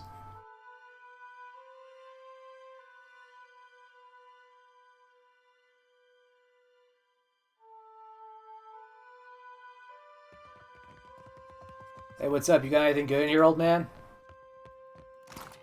Taking your hat, taking your egg. Taking your tar loaf and your fire kelp, old man. What you got on your shelves? Taking your Iraq, taking your fucking whiskey. Your books, your money, mine. Knowledge is mine. Your child, mine. I'm keeping Papa company till he's better. Never mind, you need him. It's a good kid. Who's there? Huh. Tori, is that you? Wait, who are you? The figure in the bed is a young Valian man. The first thing you notice is he seems to have been severely beaten. One eye is nearly swollen shut, and where his skin is revealed is a patchwork of livid bruises. He groans and winces as he props himself up, glaring up at you with one good eye. You look like you already got a foot in the grave. She thumbs the cage of her lantern thoughtfully. What is this? Why is one of the godlike in my house? Ouch. Nice shiner. Ah, hell take you. I get enough of this from the Nasanali I work with. He falls back against the mattress, grumbling. These Huana. They are an unreasonable people. I was enjoying a night of cards when one of them attacked me, out of nowhere. I had not spoken a word to her, the mad devil. Look what she did to me. My ear. How goes the pillars? It goes. He turns his head and you see there is a scabbed over notch where a chunk of flesh has been torn away from his left ear. Ugh. When the fighting is over, she takes my coin purse and strides away, bold as anything. Yeah, you should always ditch the jewelry before a fight. I was deep into my cups. It was not a fair contest to begin with. The governor lets the Huana do as they please, and this is the result. I should be out there, helping to find our people. My wife, Zeneta, she is out there, and I... Listen, I am without other means. She took my coin purse, my wages. How am I to pay the governor? How am I to feed my son? His already bruised, purpled face turns redden. That was a weird sentence. That woman should be in the stocks. The guards do nothing. But you've heard me out at least. Do me the kindness of retrieving that coin purse, and I will give you what I can spare. I'll try talking with her. They call her Mokeha. I imagine she is back in her village, feeling proud of herself, no doubt. Follow the road as it bends north. Then west. You can't miss it. A pile of sticks and straw. That's mean. With that, he sags against the mattress, clearly exhausted. Okay. That was the last quest for us today. Level up. Let's see here. More mechanics. More insight. Ah, we have the next tier. Okay. Let's see here.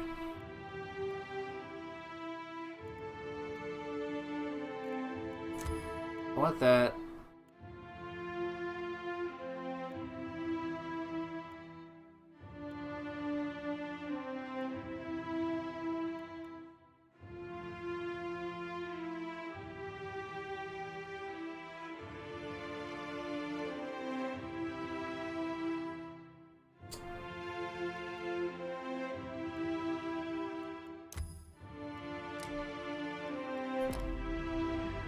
Alright, so the thing I just got there, I think gives me more accuracy as a stacking bonus. Let's level up Adair over here.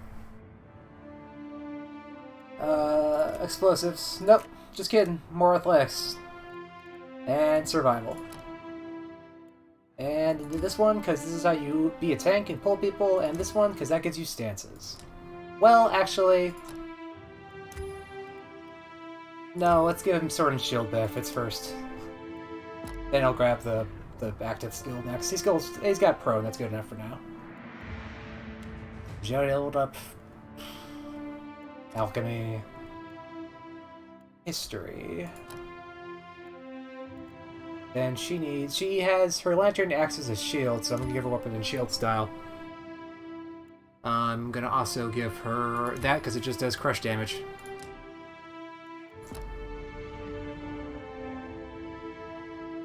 Okay.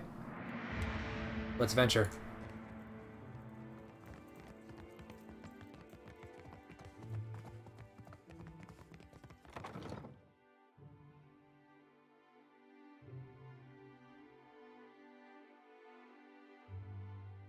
If I do both of these things right, there won't be any combat still. Because I just sort of want to avoid combat because I'm playing on hard and it's, you know, scary. Gonna go on Gariki Street first.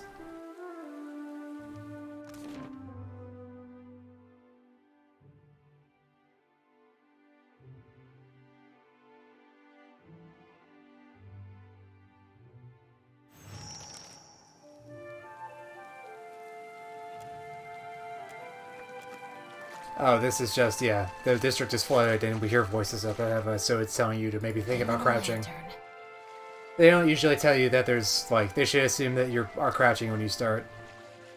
Yeah, there's a whole bunch of looters up there. There's an encounter we could have here, but there's, like, 2 guys with guns and shit. And I don't really want to walk through all that, so I'm just gonna...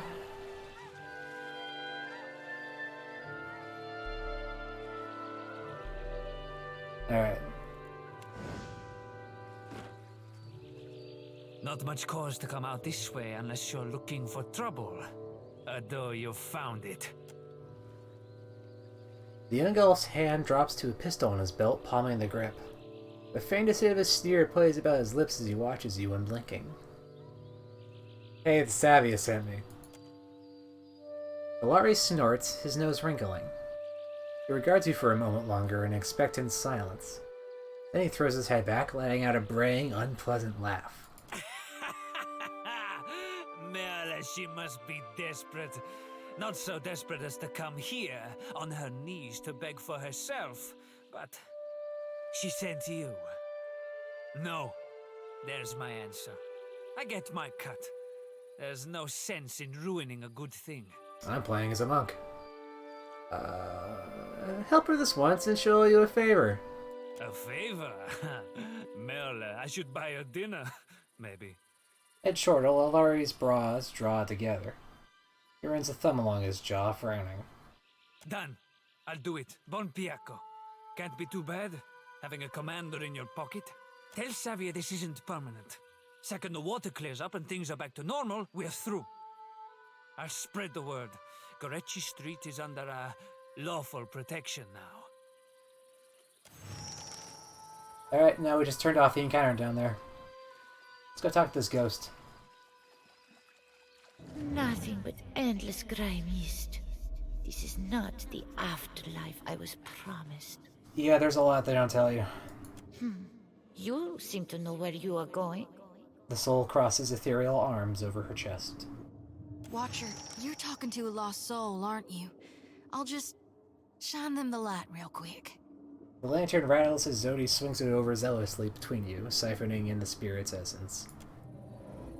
Alright, now Zodi has a ghost in her lantern.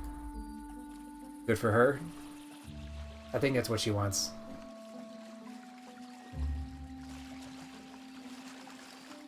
Well, time for looting. Challenge.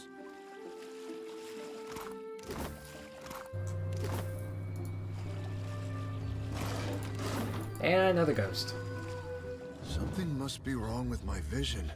No matter how much I blink, I cannot make out more than blurry lights in the darkness. But you are quite blinding. What's the last thing you remember? pain. I came to help one of the traders gather her belongings. Then other men came. They struck me over and over. Is that why I cannot see? I don't know. He doesn't deserve either of these. Sorry, but you're dead. Come here. Dead?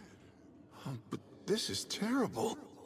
Spirit sighs, wispy shoulder slumping.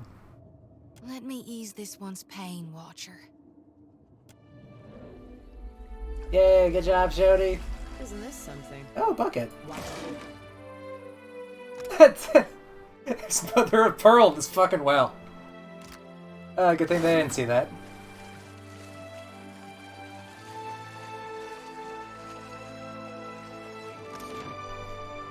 Alright. Time to go to the Juana village.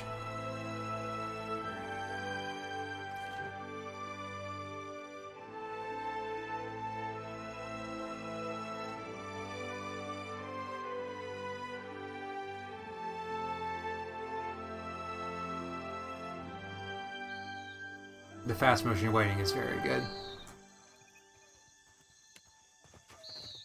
Consider it done. Alright, we're looking for someone named Mokeha. Oh, hey, check it out. We saw her in the crowd at the start. Seated upon a chair before the bonfire, Akaba looks considerably more comfortable here in her home village. She prods absently at the coals with a long stick. Akawa's face is pocked with fading scars, but there is no hostility in her calm appraisal as you approach. For many years, I've only ever seen one of your kind. And then, the Valians come. And many things change. They told me what became of your ship. I say again that you are lucky. It is the only ship that survives. I could protect Port Mage, or else its ships, but not both. Perhaps Clario thinks I chose poorly. Doesn't look like the storm did much damage here. To a storm speaker, the storm is a friend, gentled by a word. And Satahuzi is blessed with several storm speakers. We were able to shield the village from much of the weather. Some of it is mere luck. Most of our canoes were here by the shore. We did lose one of our voyagers. It will take some work to replace it. You lost one boat? Oh no. You and the governor don't really get along, huh? Better than it may seem. Clario can be reasoned with, especially if one approaches him with coin in their pocket. He is not a cruel man. I suspect he might even enjoy life on the island if he were free of his masters. That's nice. Anyways, Mokeha's causing trouble in town. Ikawa sighs deeply and folds her hands in her lap. Mokeha is proud, like her father. Each day this alliance tests her patience. What has happened? Is she your daughter? She shares my blood, my caste, my temper. But she is a daughter of the tribe. It is different among our people. Fair enough. I just need to return what she stole. Mokeha is no thief. She has all she needs here.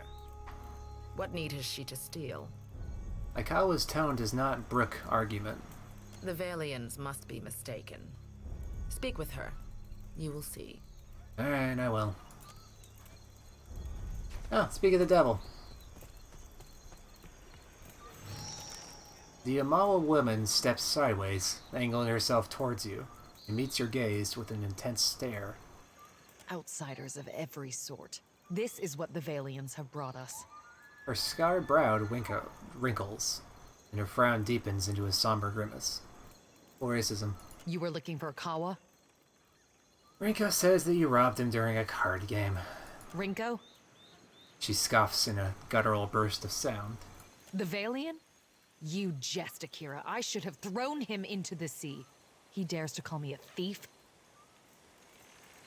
Akira is a word that will come up a lot with Juana culture. It's just a term of agreement and emphasis. It doesn't really have any specific meaning. It's just like, you jest, yeah? So, tell me your side. What else? The Valians are fools. But Akawa wishes to trade, so we must be patient. We must save them from Nagate's storms, even when they ignore our advice. Ikawa told me I should see the tavern, speak with their people, learn patience. The trader Eophania, she taught me to play Valian cards. A simple game, but none would play with me in the tavern. Not until Rinko. I thought him kind, until I proved the victor, and he grew angry. Until he stood in front of his kin and called me a Mataru of Sadahuzi, a filthy islander and a cheat. So, the Wahana have a caste system. There's no way around this. The Mataru are at the top. They're like... Imagine if all the nobles were cops by default. It's kind of like what Matarus are. The opposite of that is the Roparu, which is casteless, people like hobos that don't matter, and we just don't talk about. For that, yes, I'd beat him. Why does this concern you? Mokeha specifically is naive in a way. She's not wrong, but like, you know, no one's really right here. Anyways, you should have told the guards you've been branded a thief. I am no thief. Do you mean to insult me? I am Mataru. I am the guard in Sadahuzi. I defend this village. If I see fit to punish a man, it is my duty. She has a really romantic view of the caste system in general because she's, you know, of course she would. So we're gonna maybe make her think about the world she's in and say, like, if a Valian broke Huana law, would you be satisfied with a fine levied by the governor? That is not the same. This has long been our island. Mokeha scowls at you. Jody like that. Anyways, to further downgrade this, she doesn't get it yet. We have to explain this to her. So we're gonna have to do this manual style. Rinko's just a merchant. He can't fight you as an equal. Oh yeah, here's one. Without the coin, Rinko will lose his home. Don't be foolish. Clario will see to him. She thinks that capitalism gives a fuck at all. That isn't how it works. The Valians have to pay for their food and pay for taxes. His kinsmen would let him starve? Mokeha's brows furrow, and her eyes search your face. Why did this not prevent him playing at cards in the first place? Are all Valians so mad for coin? This is a good point. He should not have been gambling. You are not wrong, Mokeha. So then, what am I to do? I did not wish him dead. You know what, give me the coin purse and we'll call it square. Huh. Then here's what you came for, though it is an uneven trade. She considers the coin purse in her hand for a moment before handing it to you. Her mouth twists into a resentful frown. I will ask our chieftain to send a healer for that idiot Valian. Perhaps that will quiet his whimpering. I appreciate you. Well, diplomatic incident solved.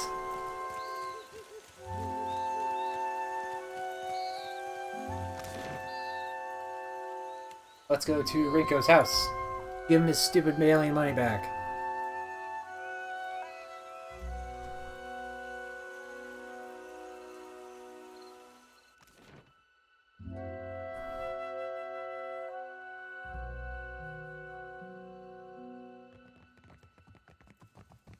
Hey Rinko.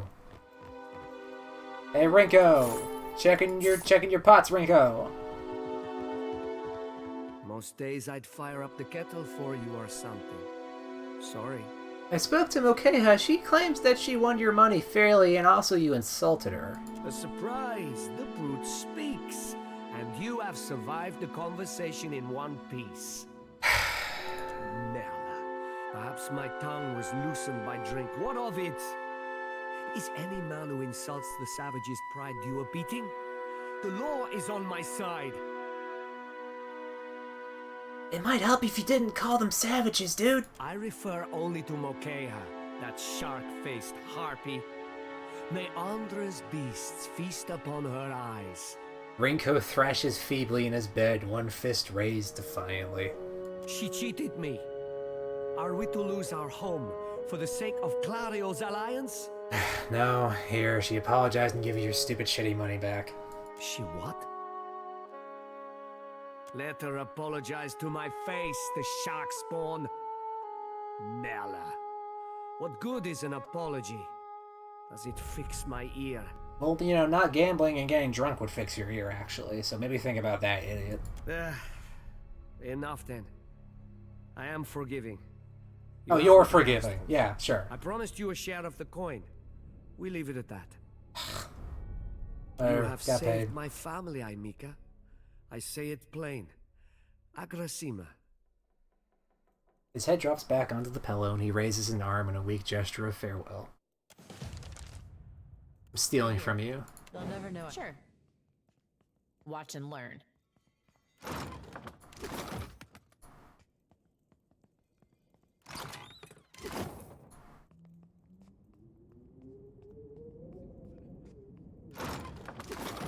I haven't won any of this shit. I'm making it a point to steal from you because you're a racist. You know, can I pickpocket this item requires 2 sleight of hand? Fuck. Hey there. I got this. Frontier justice.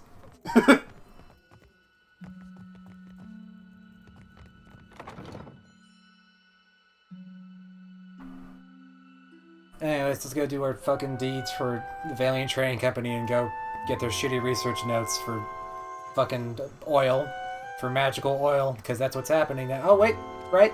Talk to jail first. Yeah, he's got fucking Tyra chew on him. He's got drugs on him. It's probably painkillers, but also I'm sure he just does drugs.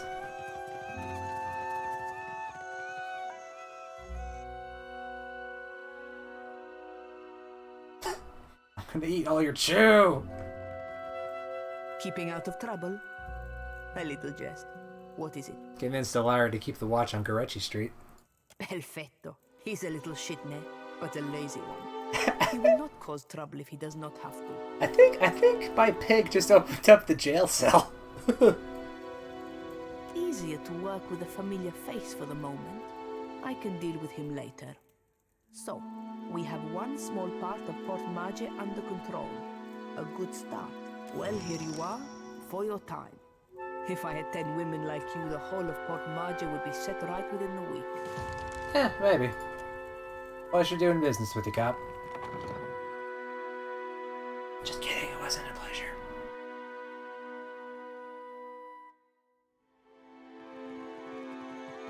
Alright, now we can leave.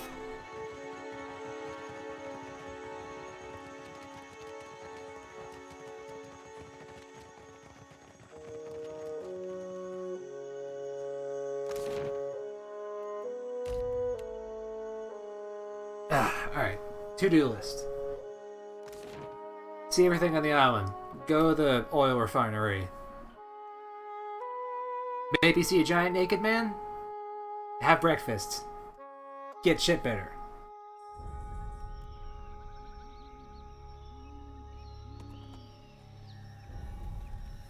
Yeah.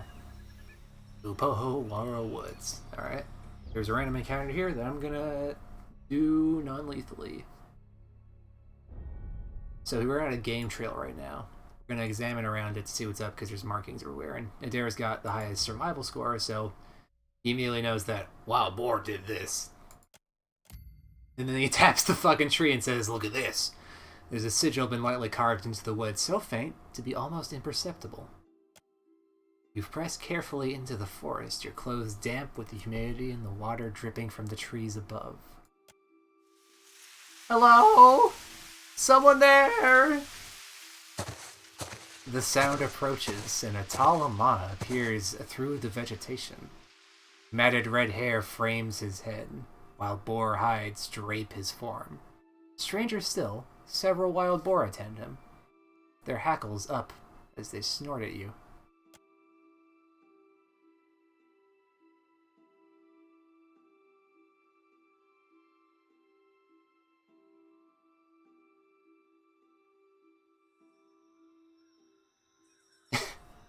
I love this.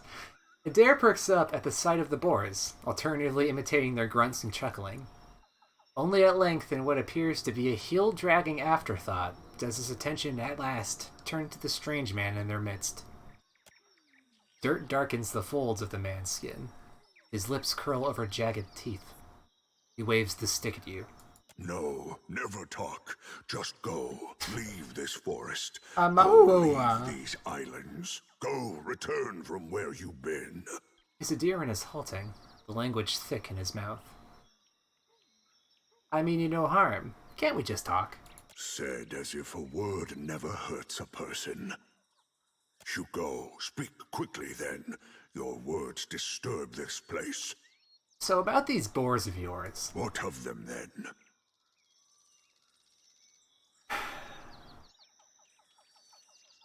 Can I have one? They are not mine to give, nor yours to take. You want a boar, friend. You go make your own. That's wise. Anyways, can I pass through this forest, please? No, your sort always want. This forest is not yours. This land is not yours. Go, leave. Hey, chill out. I'm not here to take from these lands unless it's glowing and has loot on it. I'm here to protect them. The man frowns, then pulls a leather-wrapped pouch from within his belongings. Hands shaking, he hands it to you. Then go, take this. They protect you if you speak true. They tear out your throat if no.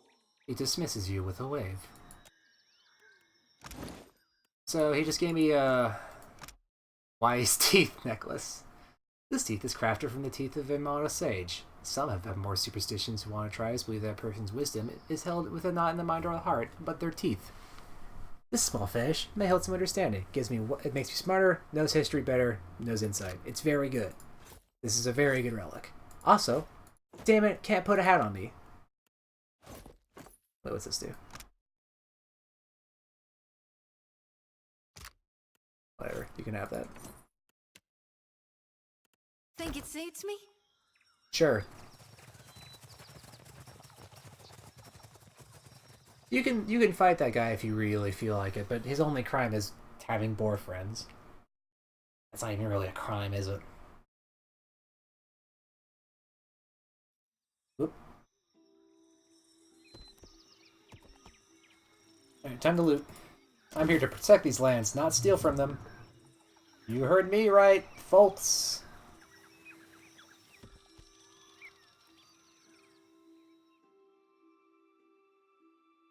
No, I don't want to take the boar friends away from him. That's mean. You don't fucking steal dogs from people. Okay, the trail before you seems thoroughly disturbed by erratic tracks. Sparse plants to the immediate sides of the path roughly mangled. A struggle may have occurred here. Let's search it. Adair makes sense of the chaos within moments. No blood spatter suggests it was a fight. And your compatriot easily identifies the clawed prints of Zarips. Tracks seen recently. Zarips are, fish kobold. They said they weren't his, right? Still, though, that's fucked up. The dare makes sense of the... Oh, right, there's that. Dry and ropey vine has been pulled taut across the path and inexplicably covered in dirt. See if I can disarm it. Though the trap seems simple, you take care as in disarm it as you collect its component parts. Oh, it was a corrosive cloud trap. Let's go look for the Zarips around. You hear a series of quiet chirps and growls ahead, and make out the movement of small forms through the undergrowth. Let's sneak closer to observe. You creep closer, parting the grass for a better view. A handful of Zarips hiss and snap at one another, shaking their spears in their scaled fists. They stand over the apparent source of their argument, a small pile of loot, likely stolen from other travelers. Well, I say I'm not gonna fuck with any animals, these are animals, so we're leaving.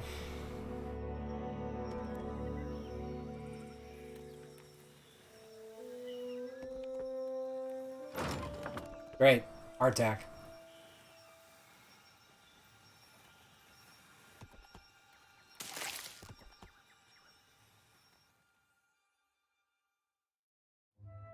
Hatsune Miku is friend to animals.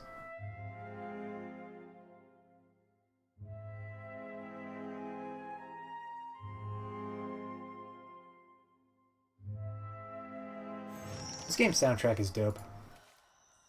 Give me a real challenge. Also dope, looting corpses. Watch your weight. Zodi bends double, hands resting briefly on her knees, before she wipes sweat from her brow. Huffing to catch her breath, she glances up to you with a bright smile. If you'll spare me a minute, I'd like to perform a last rite for these poorly departed souls. They count as animals? I don't know.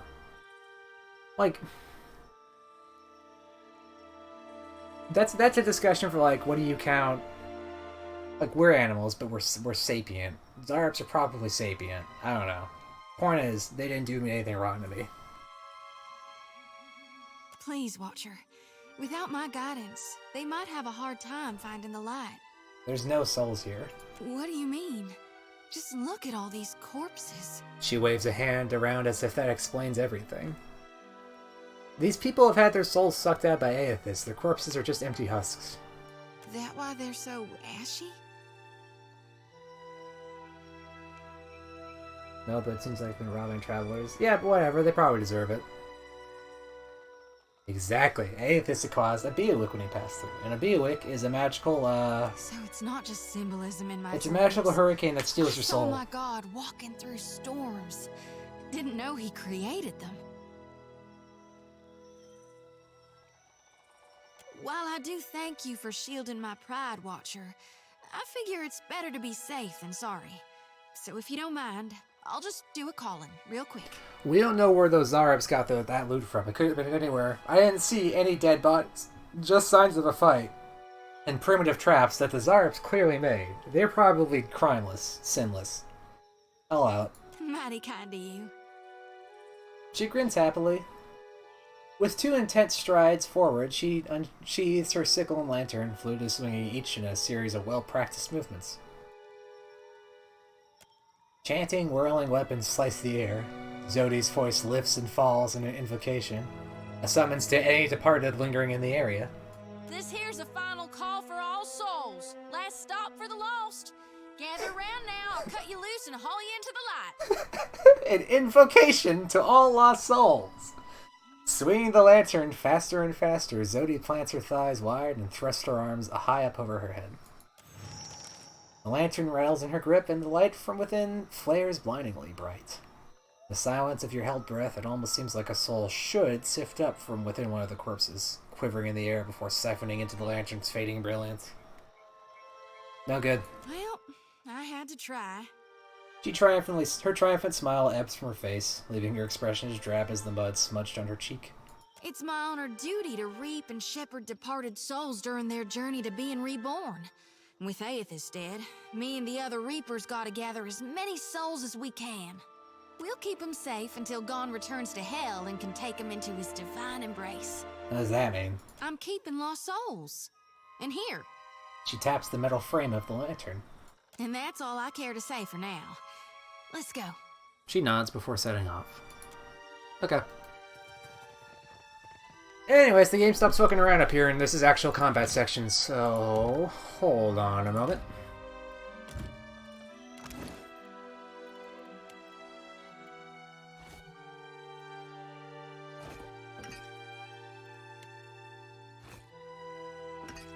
What's my Arcana at?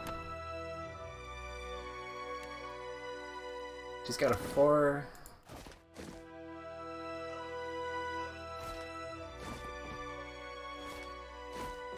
Alright, that should do.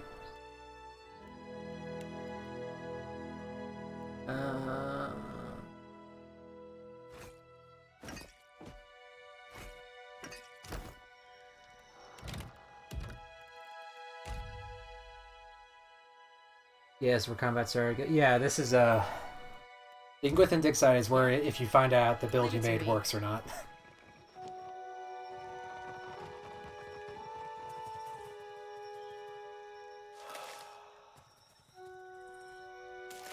I got this. I got this. There is also, very important, there's a cat somewhere up here.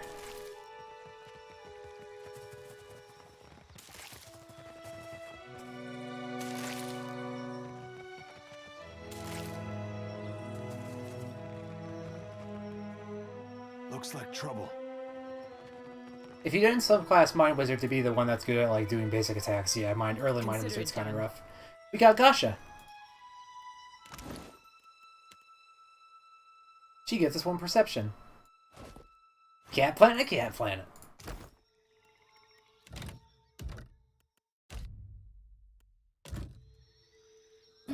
Jody goes first. Adair goes second. Okay.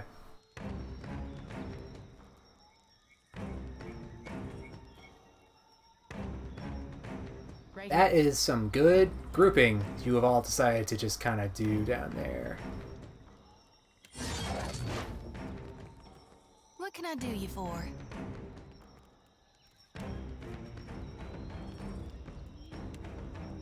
Lavru, be on sick.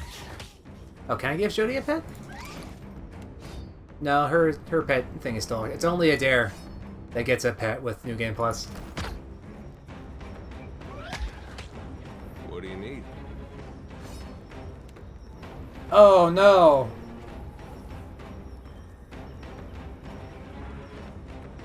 I should have thought about that. This won't do.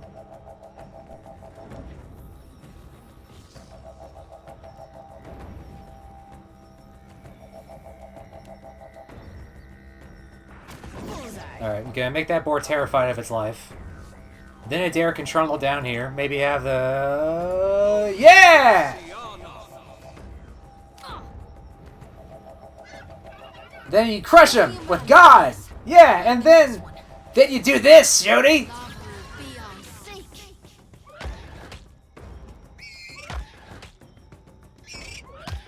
Yeah, Adair never has much try to begin with. Okay. Don't know why the camera snaps back down at the center of the map.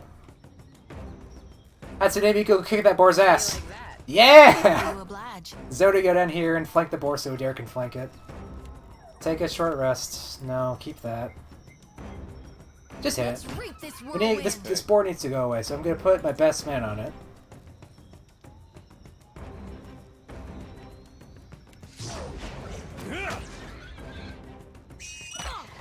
That's not good. Oh man, they do so much range damage. Rebirth awaits me. Yeah?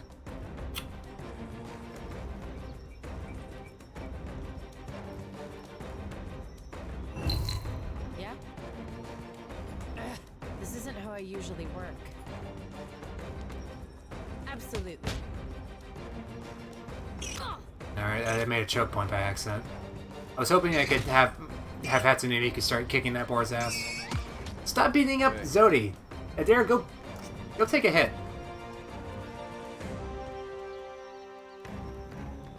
Let's get these fucking worms off of Jody. Okay, that's good actually. Holy shit, I've got 10 wounds. Oh, this is such a bad move for them. They shouldn't have given my monk so many wounds. Oh, they're fucked. Oh, you're fucked. You're fucked, kid. 53 damage!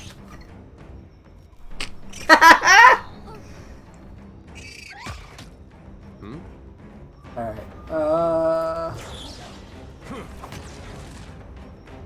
One punch! Hey there. Go away! Yeah, eat shit, boar.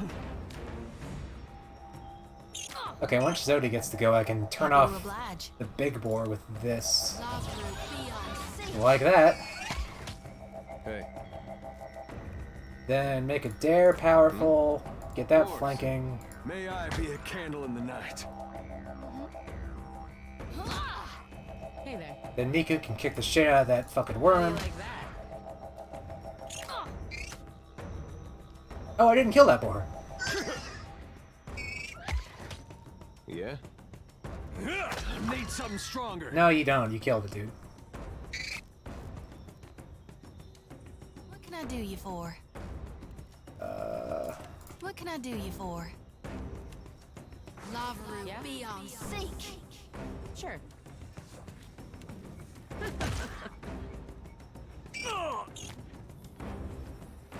Rebirth awaits me. No, no, you're fine. You're fine.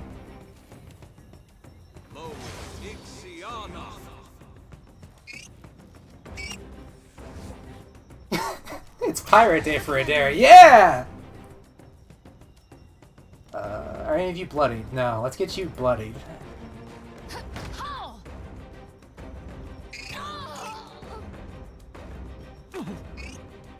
Yeah, I'm McCree. I'm a pirate. Get the fuck out of here. Whew, Yeah? went far. Happy to oblige.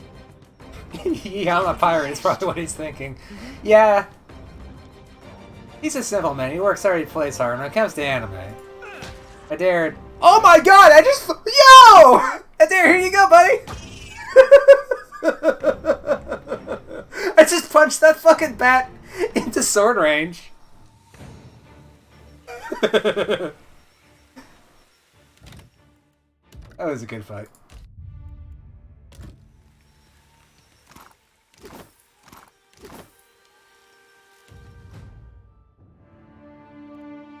Okay, more mechanics, more...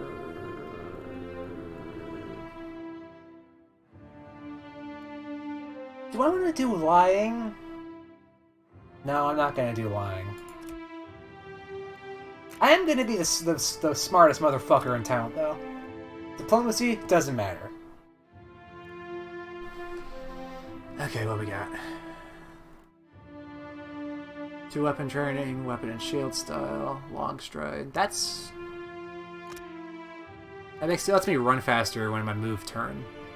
This makes me engagement attacks better, disengagement attacks better. That's for one-handed style.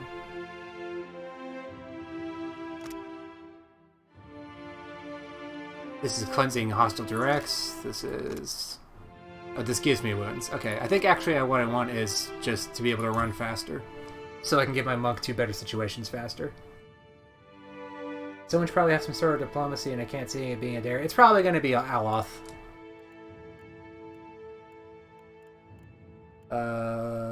What do I give my monk?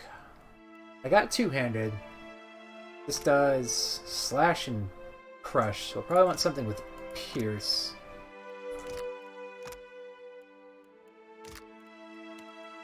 Alright, I'm an S-Dot kind of gal now, I guess.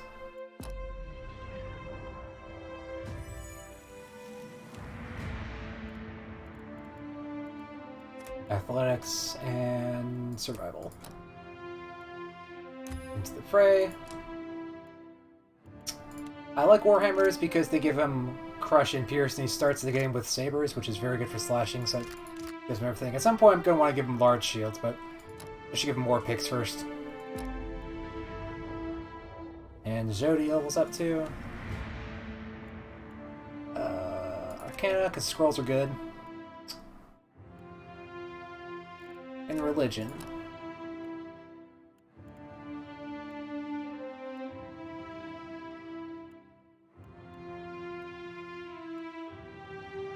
This lets me have some way to heal people on the second spell slot, so I'll probably just want that. And,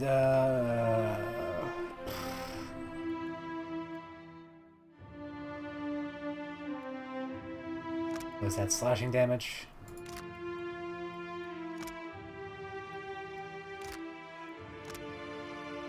Actually, how about flails? Flails seem like your kind of thing. You seem like a flail kind of gal.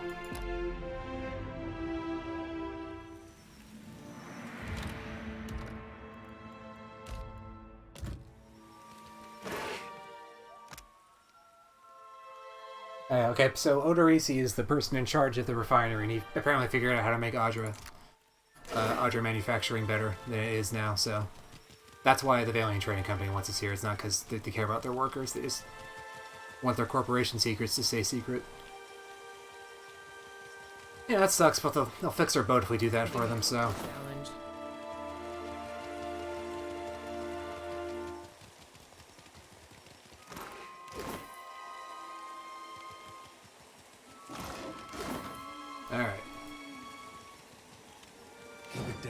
So there is a way to do this. There's the hard way and the easy way. One ready for reaping. I think I might be able to do it the easy way. I see a soul in the darkness. One ready for reaping.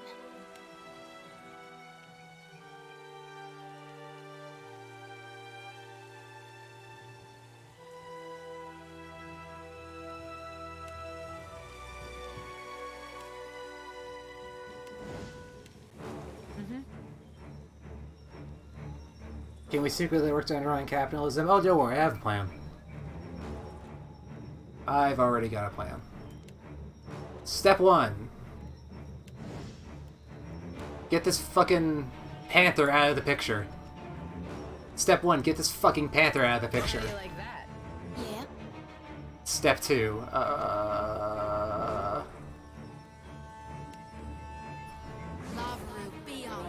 Yeah? Step 3. I don't see why not.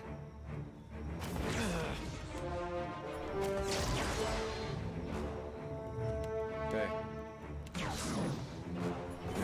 Can't make a dent.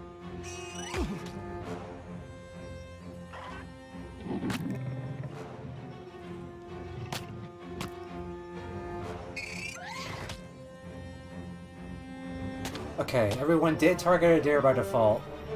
That panther should... Okay, yeah. Panther's after Miku, that's fine. Rick should also be very angry at Adair. That's good. I hear you. Now Jody comes from the top ropes. Okay, you guys are strong against fire, so I do have this frost thing. Got this frost scroll, though. I do have this frost scroll, though. Ooh!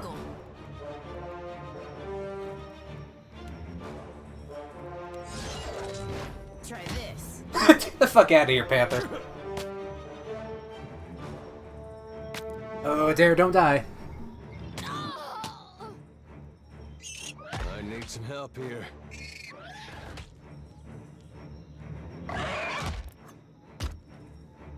What do you need? A way to do fire damage, actually.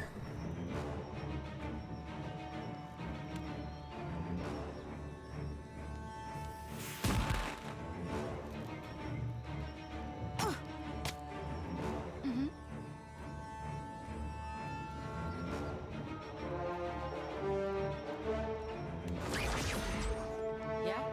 Okay, that'll stop the bleeding.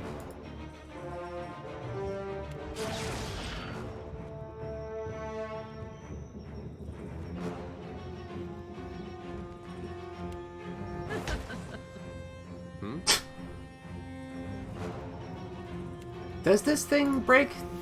It does fire damage, so does it hurt gunpowder barrels?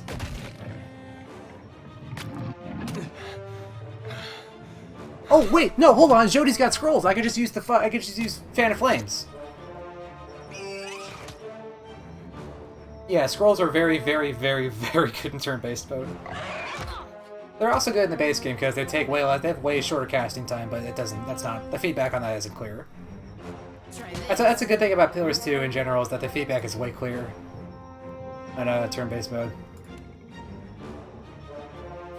This thing isn't doing the job.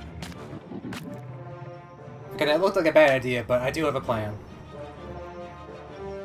What can I do you for? Here's my really stupid fucking... This is gonna kill Jody. Oh, I need to get one of my people away from that fucking barrel before it goes off. Darkness flows and the light Didn't kill her. wanes. Okay, now I can do this. Right here. Now I can do this. What do you need?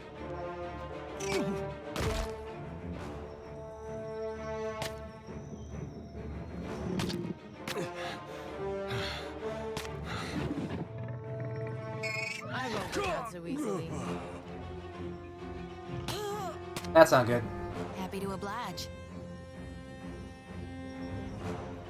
Isn't Adair supposed to wake up? I guess he got knocked down once already. Okay, that's not great.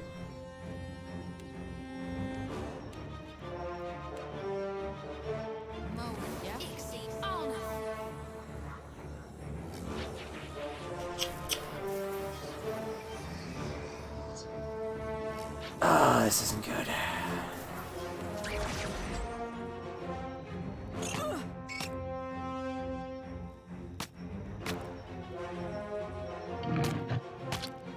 It's a good thing my monk is a second Adair. I'll be fine. Really. Oh, hey, speak of the devil, what's up, dude? Decided to wake up, huh? Yeah? Take a drink.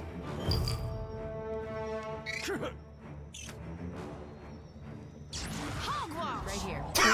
Hogwash! Happy to oblige. Okay. Love you beyond seek. Probably should have saved those for the Panthers, but I just want less things in this fucking fight. Oh, Adair took an injury. Got a serious burn. You're just making my monk stronger! Stop making my monk stronger, please. Leave it to me. Be right there.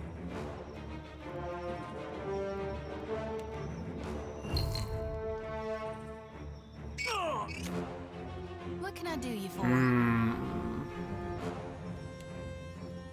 Love you beyond seek. Okay. This is fine, actually.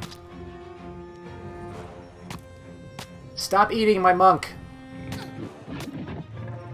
What do you need? Leave it to me. Hey there.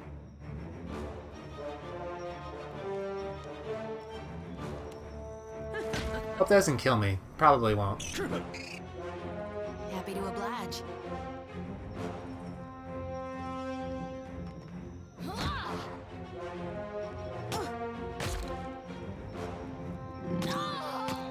This is probably fine, actually. This might be fine. I might get away with this. Dare's flanked. Yeah. Glory be to God. Okay, Miku, go. I need you to go flank that fucking panther and then take a drink. Good job.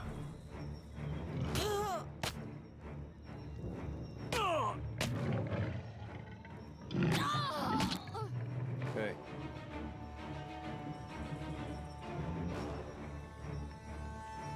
I'm on it. What can I do you for?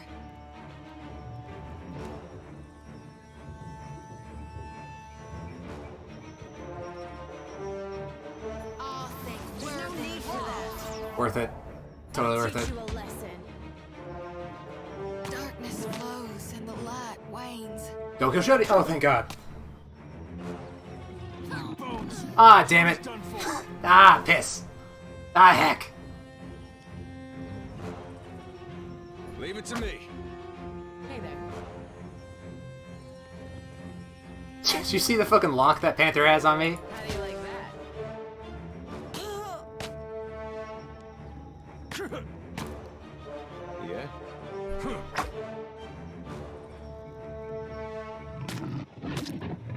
Right here. My pleasure. Don't die. Hey, we had some good times. Adair, don't dare. Don't you dare.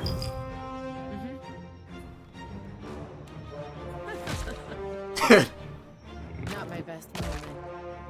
What do you need? Pharaothus!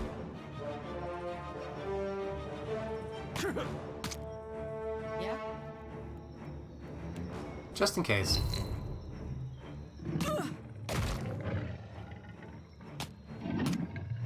Hey.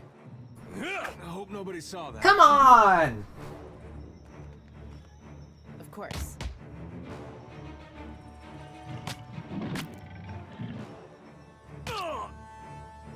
Hey. Right here. I'll be fine. What do you need? Really. Ugh. Spicy. Right here. Watch him.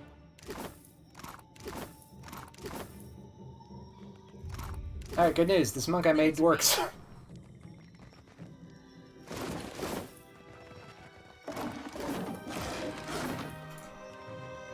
Who could be in here? Several men and women appear to be locked inside a cage of some kind. They're little more than silhouettes behind the glass, pointing and gesturing excitedly. You out there? Are the beasts gone? One woman comes up to the door, hands pressed against the glass. Yeah, they're dead. The woman turns away to have a muffled exchange with the others. Then she pulls at something by the door and you hear a rattling clank. What did you name your monk Hatsune Miku? Yep.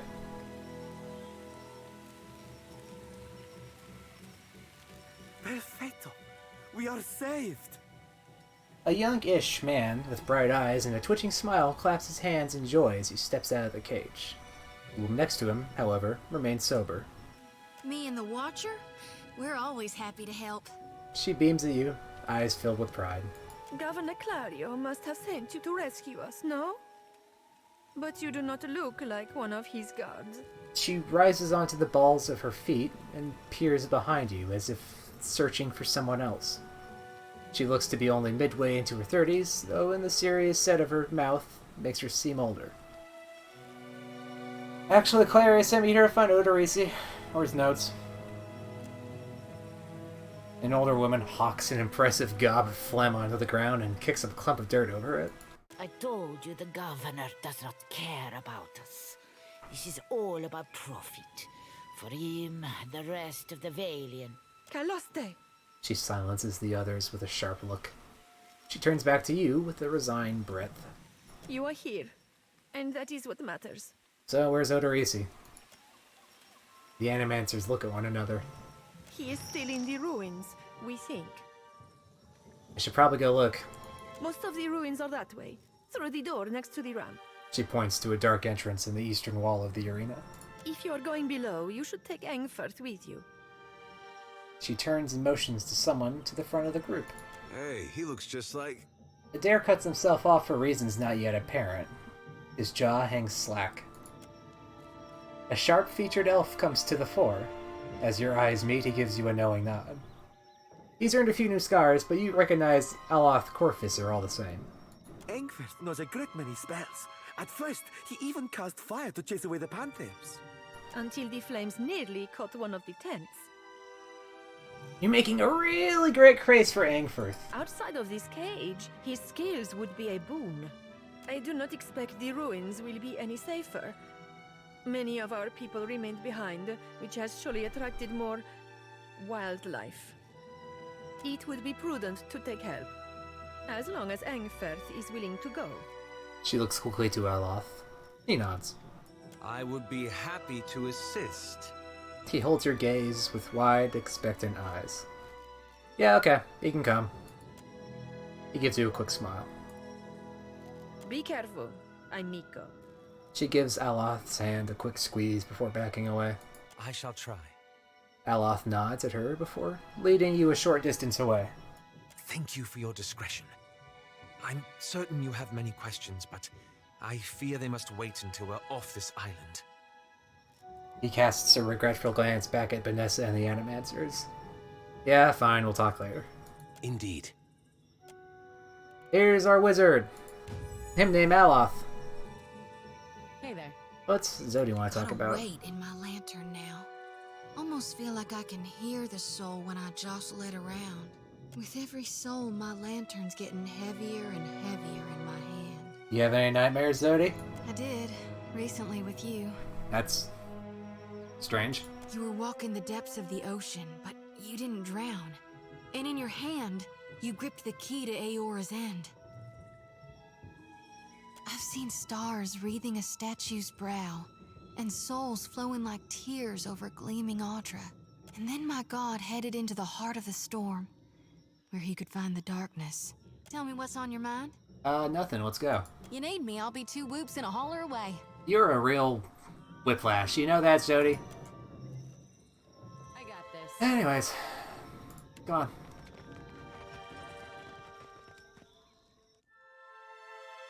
I should probably take a nap, actually.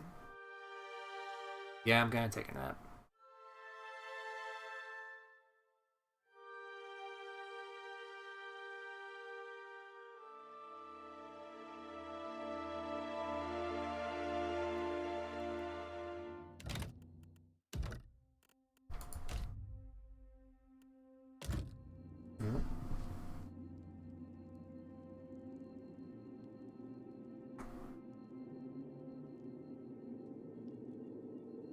Anyways, here's the new resting menu. I'm gonna give myself some fruit. Dare gets some pork. Cody gets rice, and you get fish, Aloth.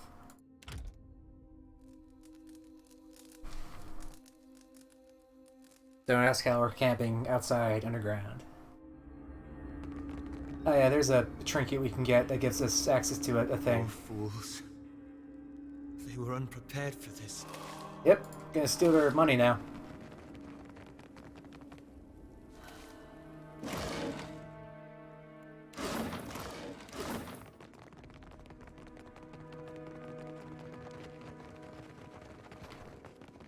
Oh, there's a puzzle down here.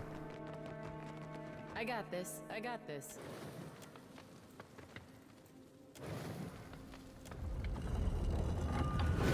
So lighting those 2 torches makes this happen. And there is a hint above the... After you. Yeah, no. There's a hint saying only the bold, the reckless, and the fortunate bypass it within. And that's referring to these statues out here and then one way up there. I believe the code is... Yep. Consider it done.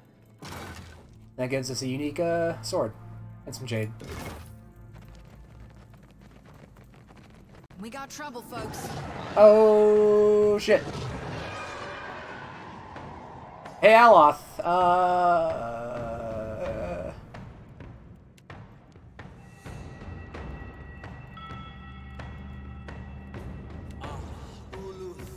Hey, go set off all that gunpowder.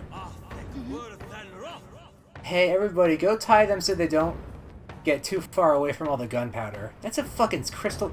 Jesus, Hardman's mad. Okay, Crush armor, corrode armor. That's it, though, so... What do you need?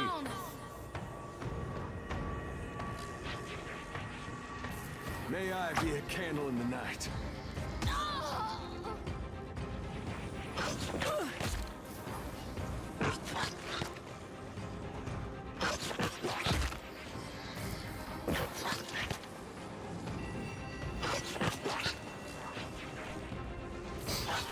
I have no idea how badly this is gonna fuck everyone up, but...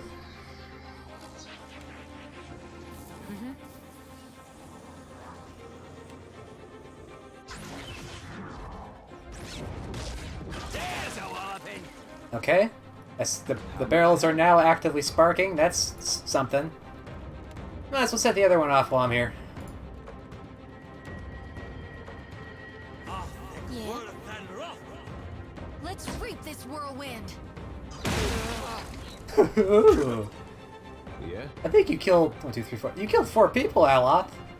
Good work, buddy.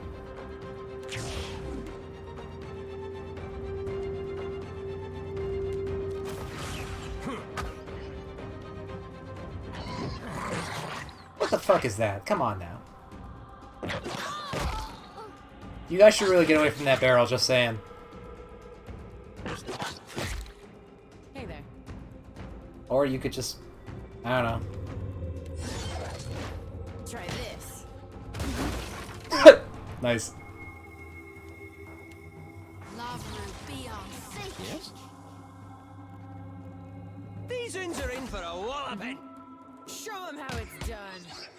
Ah, good fight. What do you need? Yeah?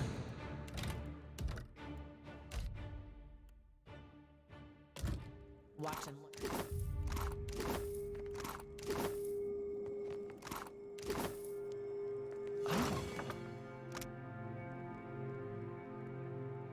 Oh yeah, they have vessels and constructs down here. What's that? Secret drugs! I see where you're going with that. Okay. There. What did I tell you?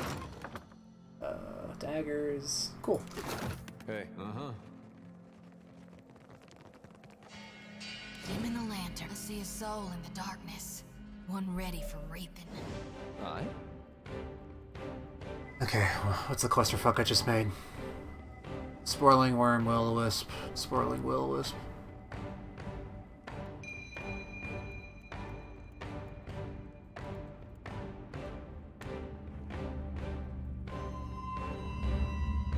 I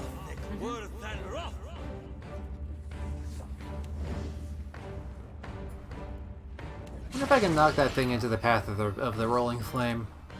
How do you like that? Oh! Hey! Yeah! Happy to oblige. Oh, that ruled!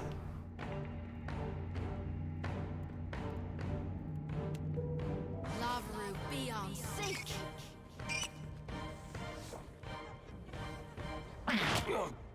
rush, but if you have any It sounded like antidotes Donald handy, Duck. I'd be much obliged. Leave it to me.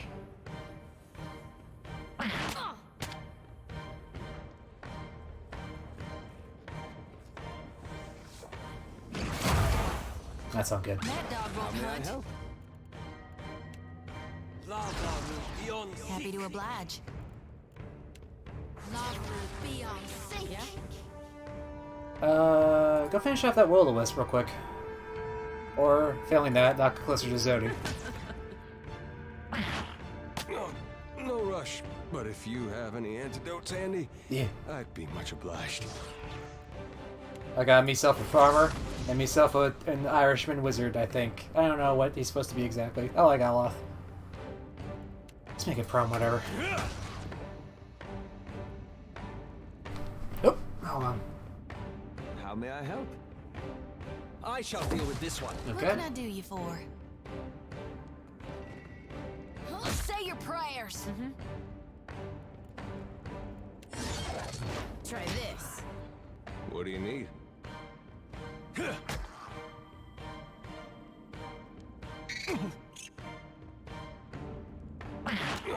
No rush, but if Happy you to have any oblige. Time to antidotes handy, separate the chaff. I'd be much obliged. Hey there. What do I you love need? that. This thing isn't doing the job. Happy to oblige. What can Nice. I do There you we for? go. All right. Hey. Yeah? I got this. I got this.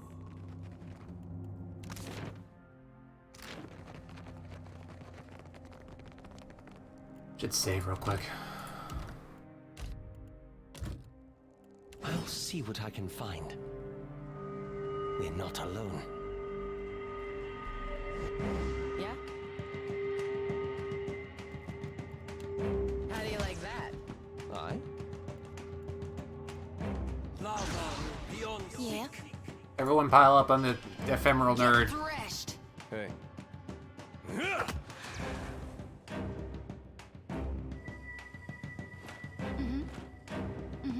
All right. Hey, watch out. Oh?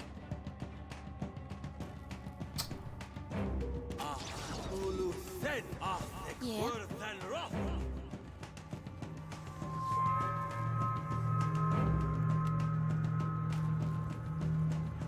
No, they're not vessels, they're spirits, so I can't do that thing with Zodi.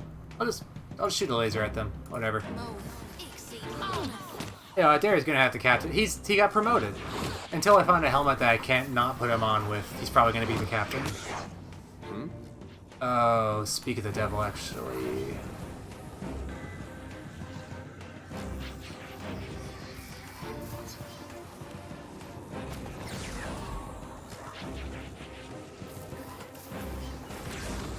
I'm on it.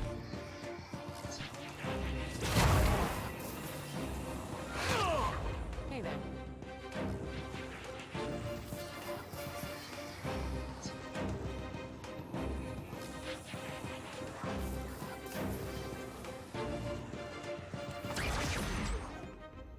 Nuh-uh. Didn't work. Damn it. That wasn't bad. Yes? Delete that one. Close to deleting it.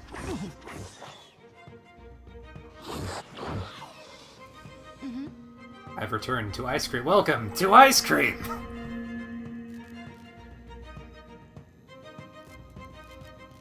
You know, I just have Zodi and Miku clear up these two will-o-wisps. Cool battle cry, Miku. Yeah? Hey. What can I do you for? Lava will be on sync. Oh? I shall. He's not engaged with me, so I should just bring him closer to the fighters. Yes?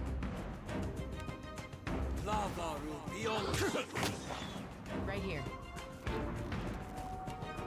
Try this. You missed a ghost, huh? Stop missing ghosts! to keep the lad on his feet. Lava beyond seek.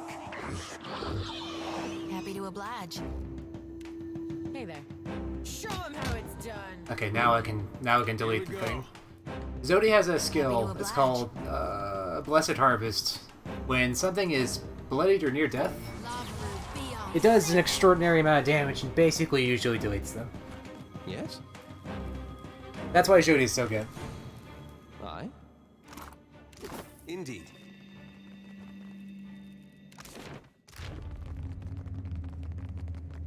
This looks suspicious as shit. Frozen mid-stride, this grim figure is turned toward the colossal pillow of Ardra that dominates the surface. Ardra. The ashen corpse, outstretched hand, rests upon the crystal's dulled surface. Clutched tightly in the remnants of a fist is a bundle of papers bound together by a leather cord. Several more pages are scattered to the ground at your feet. This one's ashen. Means he ain't got no soul for me to tend to, right? As you pull the papers free, the ashen fingers gripping them slough away, disintegrating into a fine plume of dust. Standing here by the lone figure, you are stuck with a feeling of dread. The air around you, the very motes of ashen dust, all of it is stagnant and still. This feeling grows worse when you look up at the Ardra and sense no energy flowing into its surface. It is as though it's been disconnected from the wheel.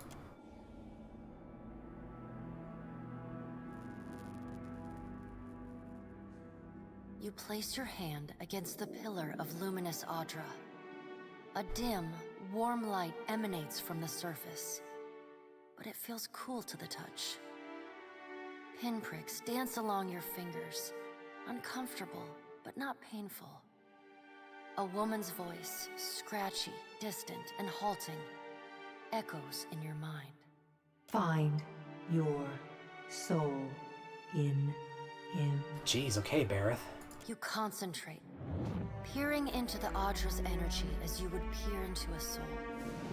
Its inner light is blinding, but as you become accustomed to it, you perceive the core of the Ardra itself, a churning mass of millions of soul fragments.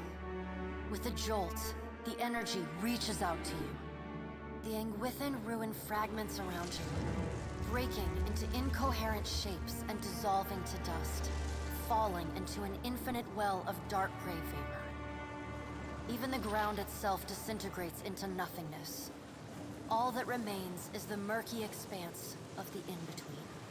The Ardra pillar, and a skein of golden threads rooted in the pillar that extend far off into the distance. You focus on the threads. You catch glimpses of memories, your memories, mingled among the memories of thousands of other captive souls. The filaments begin to cohere, rapidly twining into a golden cord. With a muffled crack, the cord ripples outward in a violent wave toward the endless distance. The cord undulates over a space so vast that you lose sight of the wave before it finds its end. Then, a heavy creaking, like the sound of mountains shearing under their own weight, washes through the dull gloom of the in-between. A violent force yanks you along the cord at an incredible speed. The murk of the in-between warps erratically, as though you are observing it through an ill-ground lens. Just as quickly as you were pulled forward, you stop, suspended below a massive figure of ancient carved Ardra. Like all Ardra, it glimmers with energy, but the souls and memories within it are not flowing down. They churn in a vortex that burns at the heart of the statue's mass in some invisible engine. It is Aethys. Hi, Aethys. The great golden cord terminates in his back, sending pulses of energy throughout his limbs as they move. He walks in long, slow strides toward a brilliant pillar of Ardra far in the distance. It shines even more brightly in the in-between than Aethys. From within the teeming throng of souls, dozens of eyes look out to you. Through the cord, their collective anguish and despair push at the edge of your mind. Help us, please! Their voices echo in your mind. Somewhere within their ranks, you can feel the presence of your own soul slumbering deeper in the gyre. Hey, asshole! Stop! Aethys' stride slows and stops.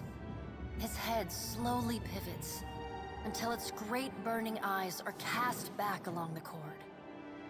As his gaze meets yours, you feel an overwhelming rush of incredible joy mingled with profound sadness. You have sensed similar anguish in lost souls, but never with this intensity. A soothing voice drifts into your mind. It takes great bravery to venture through the in-between, even for a watcher. A swell of admiration radiates out from the god's heart, a force so intense that it momentarily overwhelms you. You do not need to follow me, for their sake or your own. Something beautiful is coming. Something that will save us all. A great light shines from Aethys' brow, so bright that even the souls within him flinch from the source, cowering in fear. Through the glare, you see Aethys' massive arm reach up to grasp the golden cord. The tether carrying energy from the Audra pillar to him, that also suspends your consciousness. The fuck does that mean? The sun will yet rise, Watcher. You need only wait for its light to come. Aethys yanks on the golden cord, pulling it from his back. The cord tears into filaments that blacken and dissolve to dust. Without pause, he turns to resume his stride toward the distant pillar of Audra, shining on the boundless horizon. You hear the souls within him cry out for just a moment, before your consciousness is snapped away from them. The in-between goes dark. For a second, you feel a mix of nausea and a sensation like spinning and falling. Then the moment ends. Your consciousness has returned to the Angwithan arena. The world is sideways, the Audra pillar upside down. You flinch at the feeling that you're standing on the ceiling. The disorientation overwhelms you and you collapse to your knees next to the luminous Audra pillar. Previously dim and flickering, the pillar now glows with a strong and steady light. You touch the Audra again, but the chill and prickling sensations you felt before are gone, replaced with a comforting warmth, like the embers of a fire that has just lost its flame. As you return to the world, you feel a hand on your back. You alright? Come on, we just got you back. Despite his tone, you can see genuine concern in Adair's eyes. I have no fucking clue, dude. Well, if you're not sure, now I'm worried. I've seen you commune with souls of the dead, but this looked altogether different. What happened? His gaze flickers to the brightly glowing Audra. Aethys tethered himself to the luminous Audra, and I connected to it through him and saw the essence. Already? Moving things along rather quickly this time, aren't we? His eyebrows rise with sly mischief. What did Gon say? Is he gonna meet us? What do we do next? He charged you with a divine calling, didn't he? Just like he's done for me. Guess this is why I'm captain. He's moving towards luminous Audra. How hard can it be to find in a chain of thousands of islands? I wonder what he's after, and why he's been giving me these dreams. The things I've seen, they leave a mark on your soul. She rubs her arms, despite the balmy air. I may not know what Gon's got planned for me, but clearly he wanted me to meet you. Oh. Let's get the fuck out of here. So I guess Aethys just talks to people now, huh? Usually gods are a lot more hands-off, but... well, whatever. Oh! Yes? Lost imp on the road. You fucked up. Oh, that's not very helpful.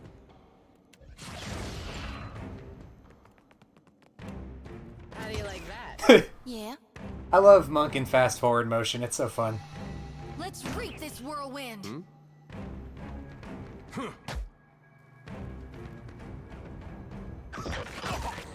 Yeah, that's really gonna stop us. Lovely. I did call out to him. I did call him an asshole and tell him to stop. So this is partly my fault. This is from Odorisi, I think.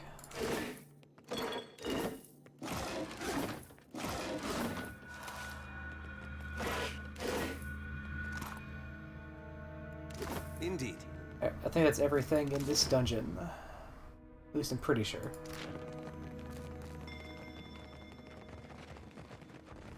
Godspeed, Brian Imp. Yeah, why the fuck would you brine an imp?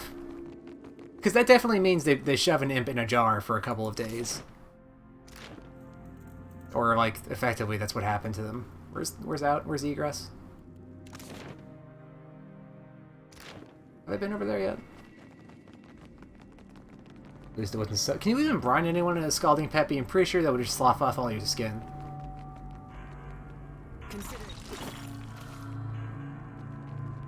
We got trouble, folks. How may I help? More monsters. Okay.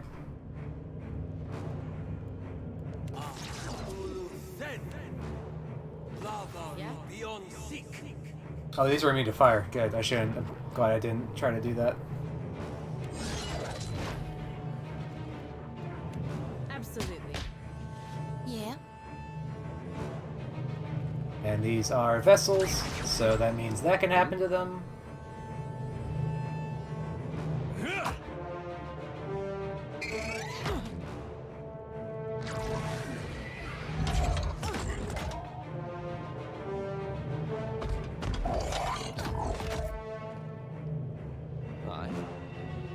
These uns are in for a walloping. Right here. This won't do.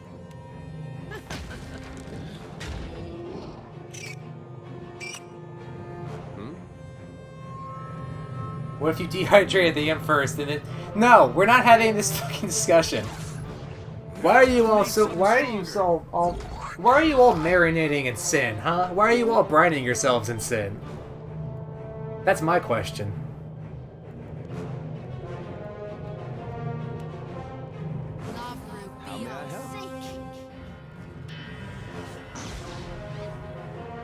Yeah, I blame Ty Tuesday. Get threshed. Yeah? Try this. Yeah?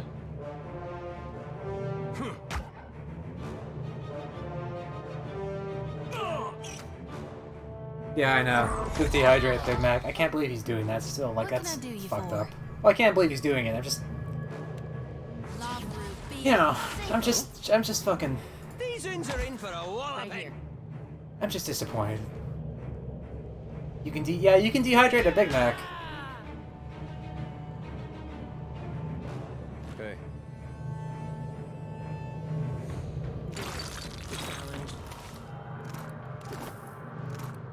Alright, that's the entire dungeon. I think.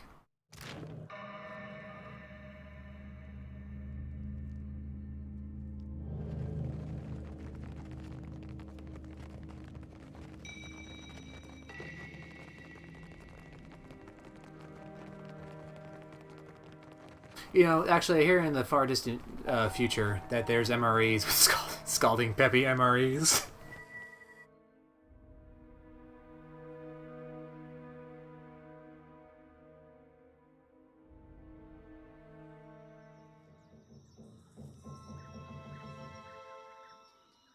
Oh, as the souls move past you, some turn their heads in your direction, but most seem fixated below you on the Audra pillar beneath your feet. You nod their heads in thanks or raise a hand to acknowledge your presence. What do you see that I can't, Watcher? Fucking all the souls are heading to the pillar. It's up to the gods to look after him now. You did good, Watcher. She smiles, Morwen relieved.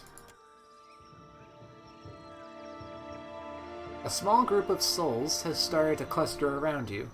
One of them is standing a bit closer than the others and gestures for your attention. Watcher, we'd like to come with you. Really? Why don't you guys just go to the pillar?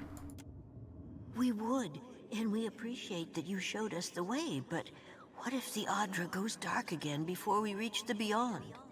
The other souls shuffle anxiously and look to each other and then back to you. Very well. Come along. Can I harvest the souls now? Yeah, if you want. Oh, I do. So I will. She nods, resolute. That was a little eager. Zodi glides her hands in a series of motions that resemble a martial art or an intricate dance. As she slides a circle around the area, she begins swinging her lantern faster and farther from her body until an ephemeral light flares from inside. Thank you, Watcher. Yeah, don't worry. So I guess I have a Yuna on my team, I just realized. People die and Zodi dances. When will she stop dancing? Let's go do the optional thing before I stop streaming. We're just gonna do all of Port Maje Island because it's the opening tutorial island. And the next time I stream, I'll start doing pirate stuff. Could be a fight. Oh right, there's monsters in here on hard.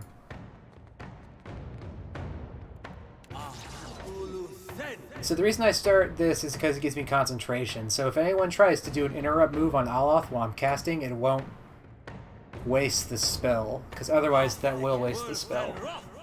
Is there a Doom Whale though? Yes! Of course. There's a Doom Whale encounter in this game. What do you need?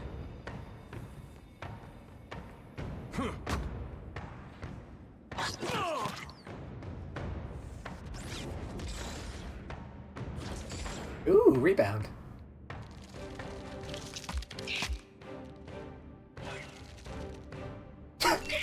Yeah, my favorite thing is the gif of Tidus and Yuta cosplayers on a beach and like you just doing the dance, and yeah, I think that's the same one. It's a good I gif. shall deal with this one.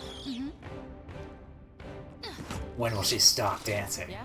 When will Yuna stop? I'll get the next one.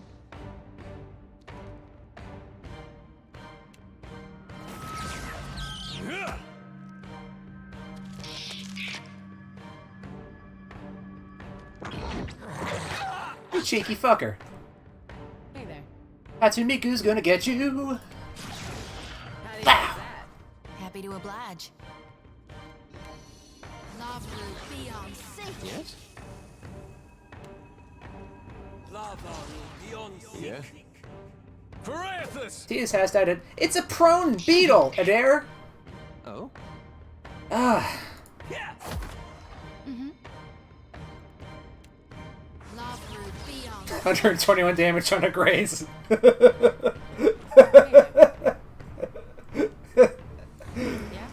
Woo!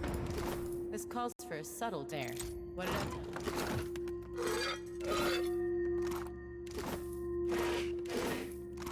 Alright, so we got the medallion. We're gonna go, actually, we should go get that real quick because it just gives me more gold. Hi, kitty. I'll got down here real quick.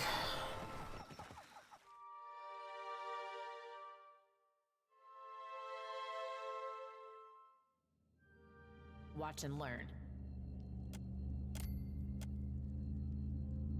I'm petting the cat, don't worry.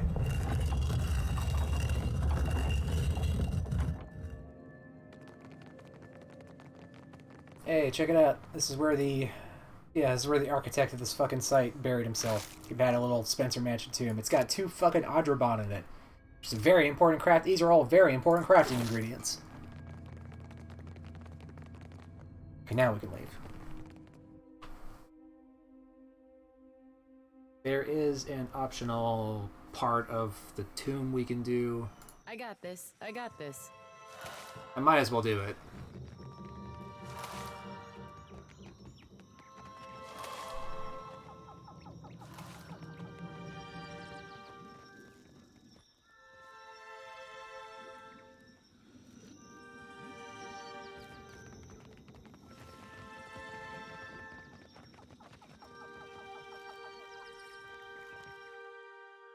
I think it's easier if I come in this direction.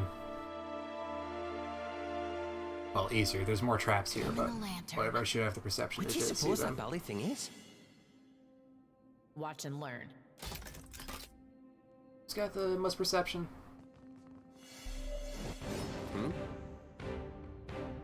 These people ash because Aethys took their souls. Yes, he causes what's called a Beawick when he walks around, which is a magical wind that steals people's souls and puts them inside of him. Right here. What do you need? Leave it to me. Oh god, that thing's got a shitload of slash defense. Indeed. No corrode defense though, so this is gonna happen. Yeah.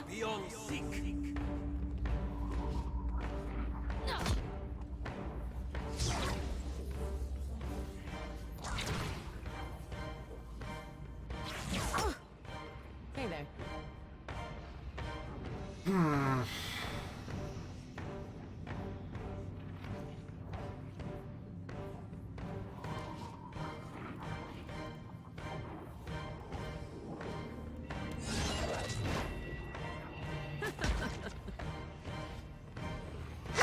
That's not good.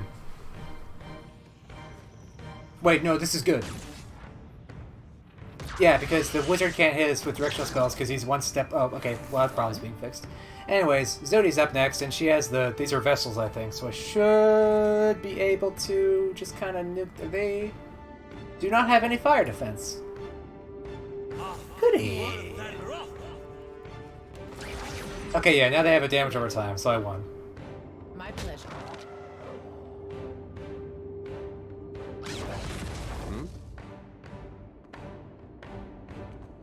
This thing isn't doing the job.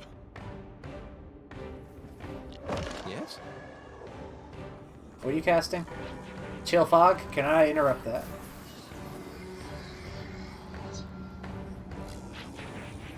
No, not really.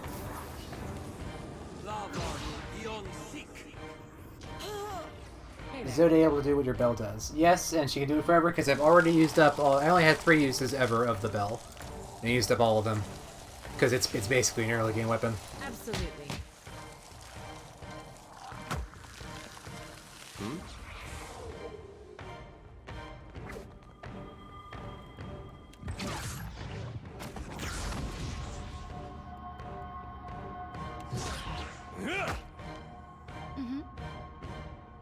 And Jody gets the flanking bonus.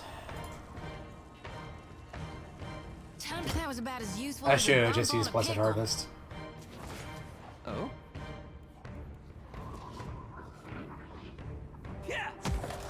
Right here. Try this. What can I do you for? Oh god, I punched him so hard he's stuck in a knockback loop animation. But yeah, now I can win and just do this. Lava will be on sync.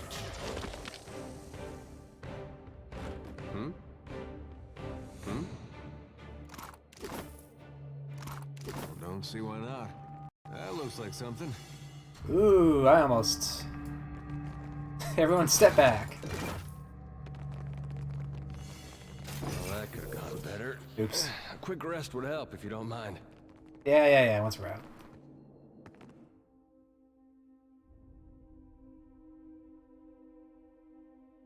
Actually, what did you just get hit by, Adair?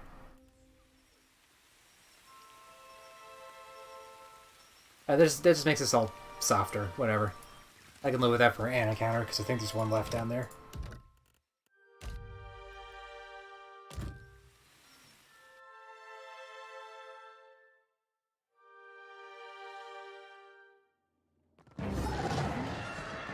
Burn imps!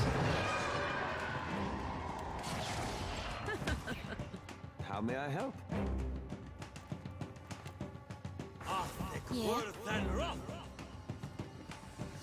I'll light the darkness. Yeah?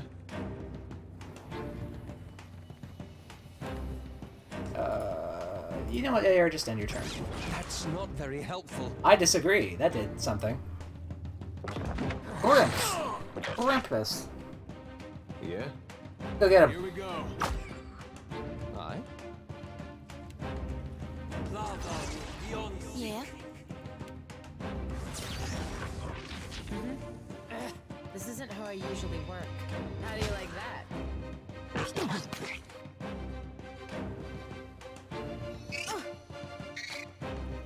Aye? That's not very helpful. It's so good. I'm just gonna punch you. Yeah. And free up Adair. Be on sync. Yeah? And Adair can just kind of...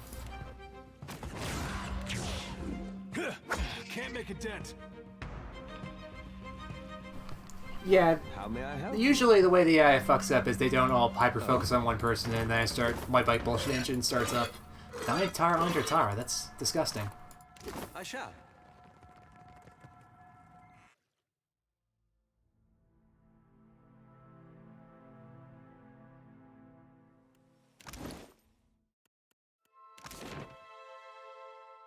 I don't think there's anything up there. Well. Consider it done.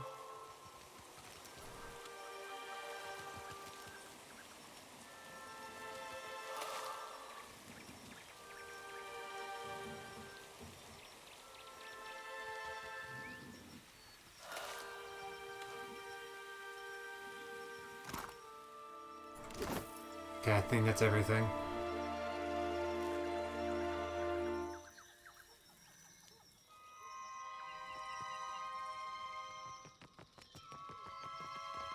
Can't make a dent, Adair says, fucking murdering it. Whose pet cat is that following you? I got a copy of old Stinky Pete, and Adair's got Gosha.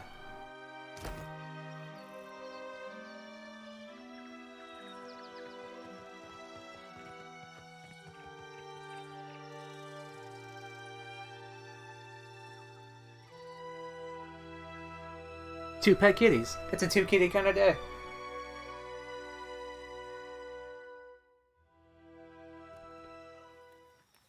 Alright, that's the first island done. Gonna go back, turn in the quest, and call it a stream.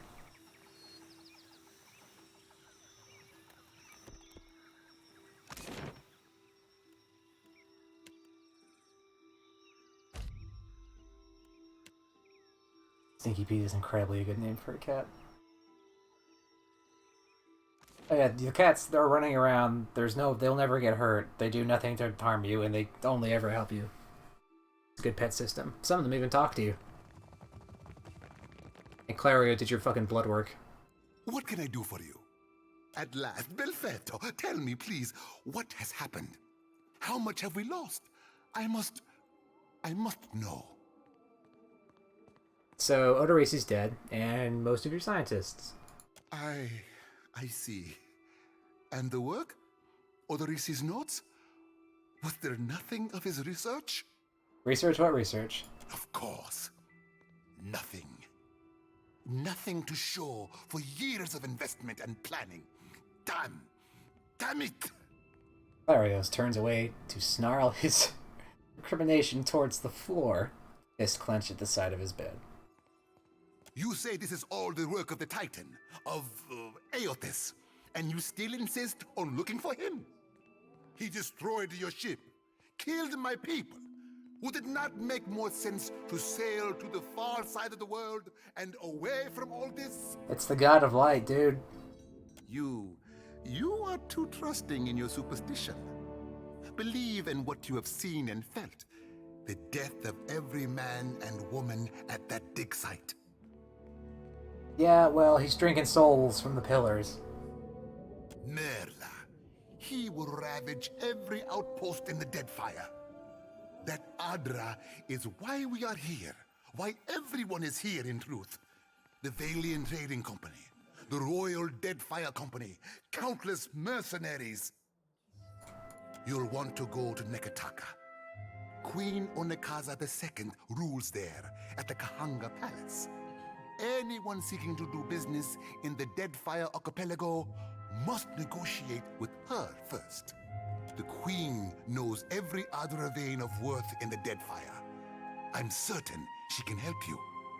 That is, if she agrees to see you at all. What, is that unlikely? Neketaka harbors many foreigners, but they count upon a small army of diplomats and emissaries to buy passage with words or coin. You have no one but yourself. That silver tongue of yours will be put to the test. Anyway, step on my boat. I have not forgotten. We will get you to Neketaka. Good. And for that, you need your ship. I'll arrange it with Ikawa. Between the two of us, I'm certain we can gather the workers we need. Head down to the beach once you are ready to depart. Alright, bye. Safe travels, Captain. Do take care. Fucking governor ass. Political ass. Peabody ass.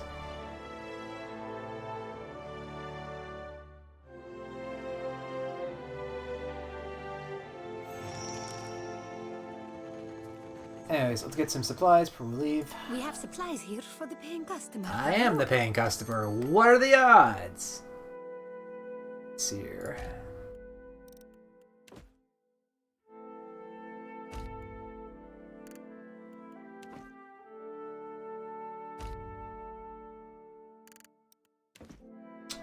That'll do for now.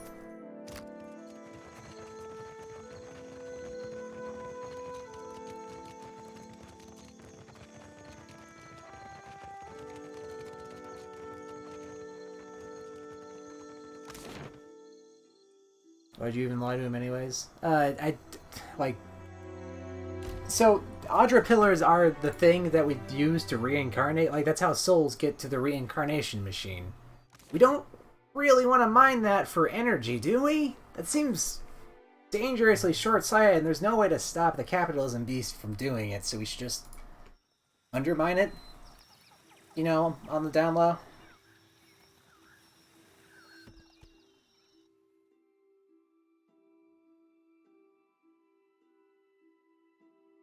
Look, we probably shouldn't make oil out of the thing we use to keep people alive. Good, you are here. Clario has made good on his promise. We are making ready to free your ship. Akawa gestures towards your vessel, where a motley group of Juana and valiant workers are racing to and fro. I say still that you are fortunate. The ship was nearly lost, but it will float. For how long, I cannot say. You will wish to find a friendly port with some speed, I think. Alright, you know where Nekataka is? So you will go to the great Kahanga city as well.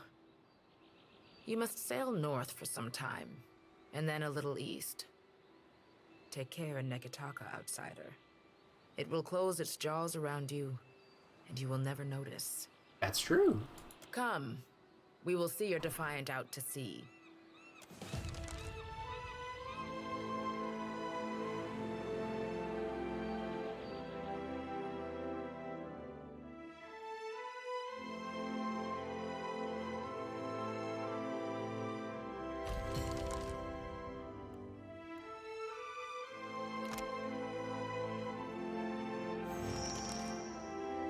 Oh, this is the first DLC. We should address the matter of our ship's resources before we get underway. Uh-huh. It saddens me to inform you that we lost several crew and most of our provisions during the storm. Yeah. However, Port Margé appears to be well supplied, and I expect the recent disaster has left several sailors in want of a ship. I suggest we contract for additional supplies and crew before we return to open water, or our voyage may indeed be a short one. I agree. Good news, I already planned ahead, and fucking hardtack? No, get the shit out of there. Nothing but rice, nothing but beer. Only the best. Also, here's the pair of lanterns I bought earlier.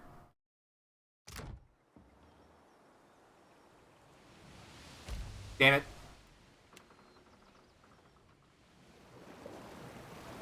As the Defiant leaves Port Margé behind, you casually observe dozens of other ships coming and going, mostly fishing and trading vessels. One craft stands out. An imposing dhow, I didn't say you pronounce that, replete with cannons, crests into view across the Defiant's starboard bow. The flag raised high atop its sails signifies a wish to parley. Alright. We're gonna go parlay.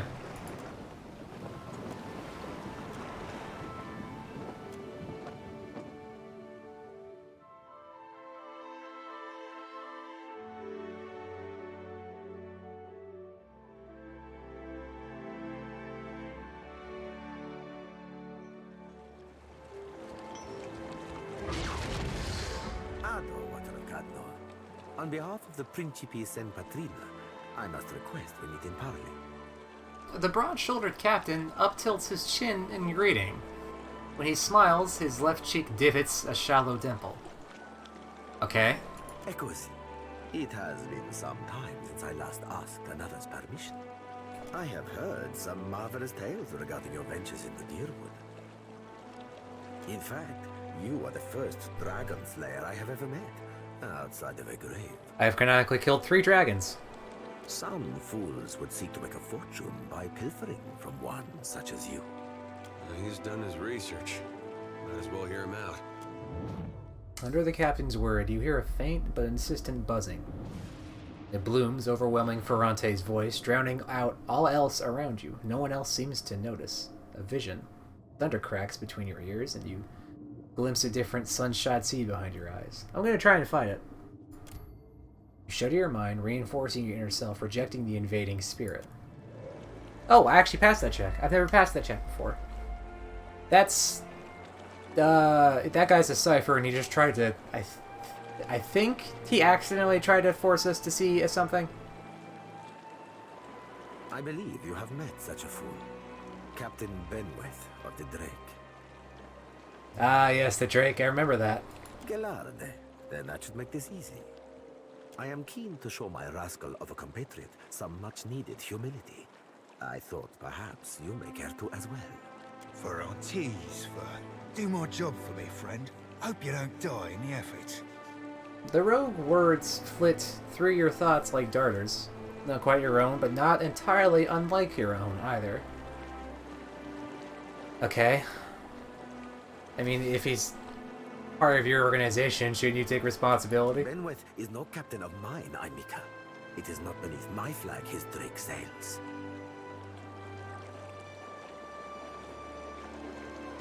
Yet I do seek to temper his actions when they would endanger the Principe altogether. Where might I find Captain Benweth for some reasons of diplomacy and nothing else? Benweth's Drake took damage during the storm. Eventually, he will need to dock for repairs, and when he does, Seraphin can find him for you. Yeah, Benweth is second. You know, like, are you able to play this game? But he is a most skilled ship hunter, I assure you. Unrefined? Begging your pardon, Captain, but I'd be the high fucking model of the gentleman of fortune.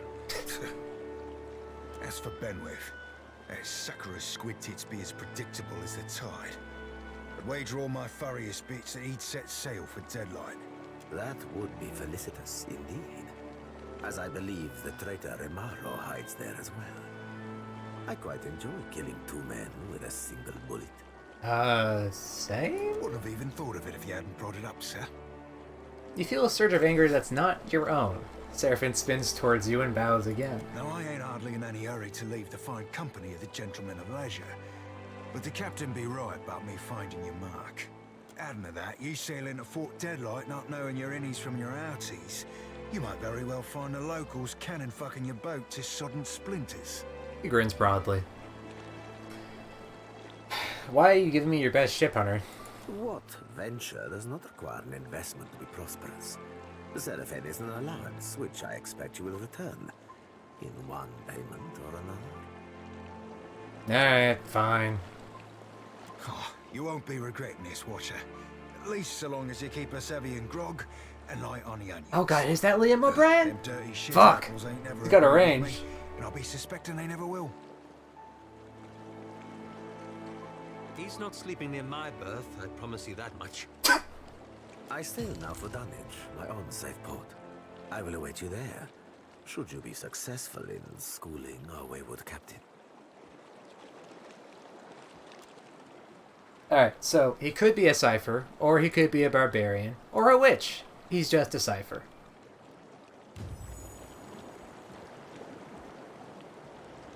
Man, Seraphim is Grimoire Wise, that was...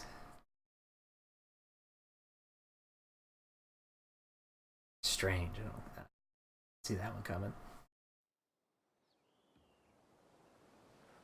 Anyways, now we got the world's opened up. It's real. I could start doing a whole bunch of shit if it felt like it. And I do, but that's for later. Can you talk to Seraphim about his ciphering? I'm pretty sure. I have called him out before on like, hey, get out of my head. And I really don't think it's something he does on purpose.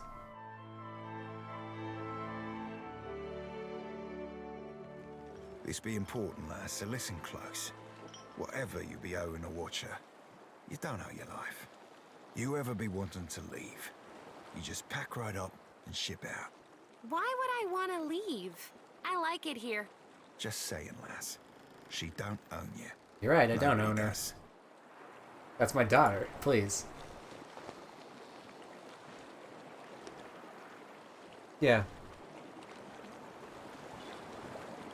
Yeah, the Critical Role guy is just like Obsidian just lets them use their music and Truth be shit. told, Ferrante half expect us to get our asses blown out of the water at Fort Deadlight. Big guy relationship, it's neat. Fortunately for Oops. you, I have this bad habit of beating the odds. Of course, I do that by way of good old traditional chicanery. And the most important part of any Orn swoggle? Solid planning. Well, that and surviving. Alright, what you got? Oh, you be asking me for a plan. Frankly, I were curious to witness how the famed Watcher of Cad Nua would penetrate the impenetrable. But since you asked, just give me a tick. Seraphim pauses to think. Strokes one of his beard braids. Vast. I might have pulled a plan out of this hairy blue ass after all. Way I see it, we have an option or two ranging from the wildly dangerous to the fantastically suicidal. So tell you me, Cap, what be your preferred approach to problems unapproachable? Shit posting. Smart play for crashing any party involves scavenging yourself up an invite, and then dressing to impress. So look the part. Aye, Captain, from stem to stern. Looking the part in this case means hoisting colours identifying us as Principe. Alright. Don't have to tell you how dangerous such a bit of fabric can be if the wrong person catches you flying it. So we can... There's a sort of like faction system where we can fly specific flag ship colors and trick people into fighting us without changing our reputation. It's kind of like disguising in New Vegas. Alright, well, let's get on with it. Captain. Looking forward to watching you work. But for now, that's all.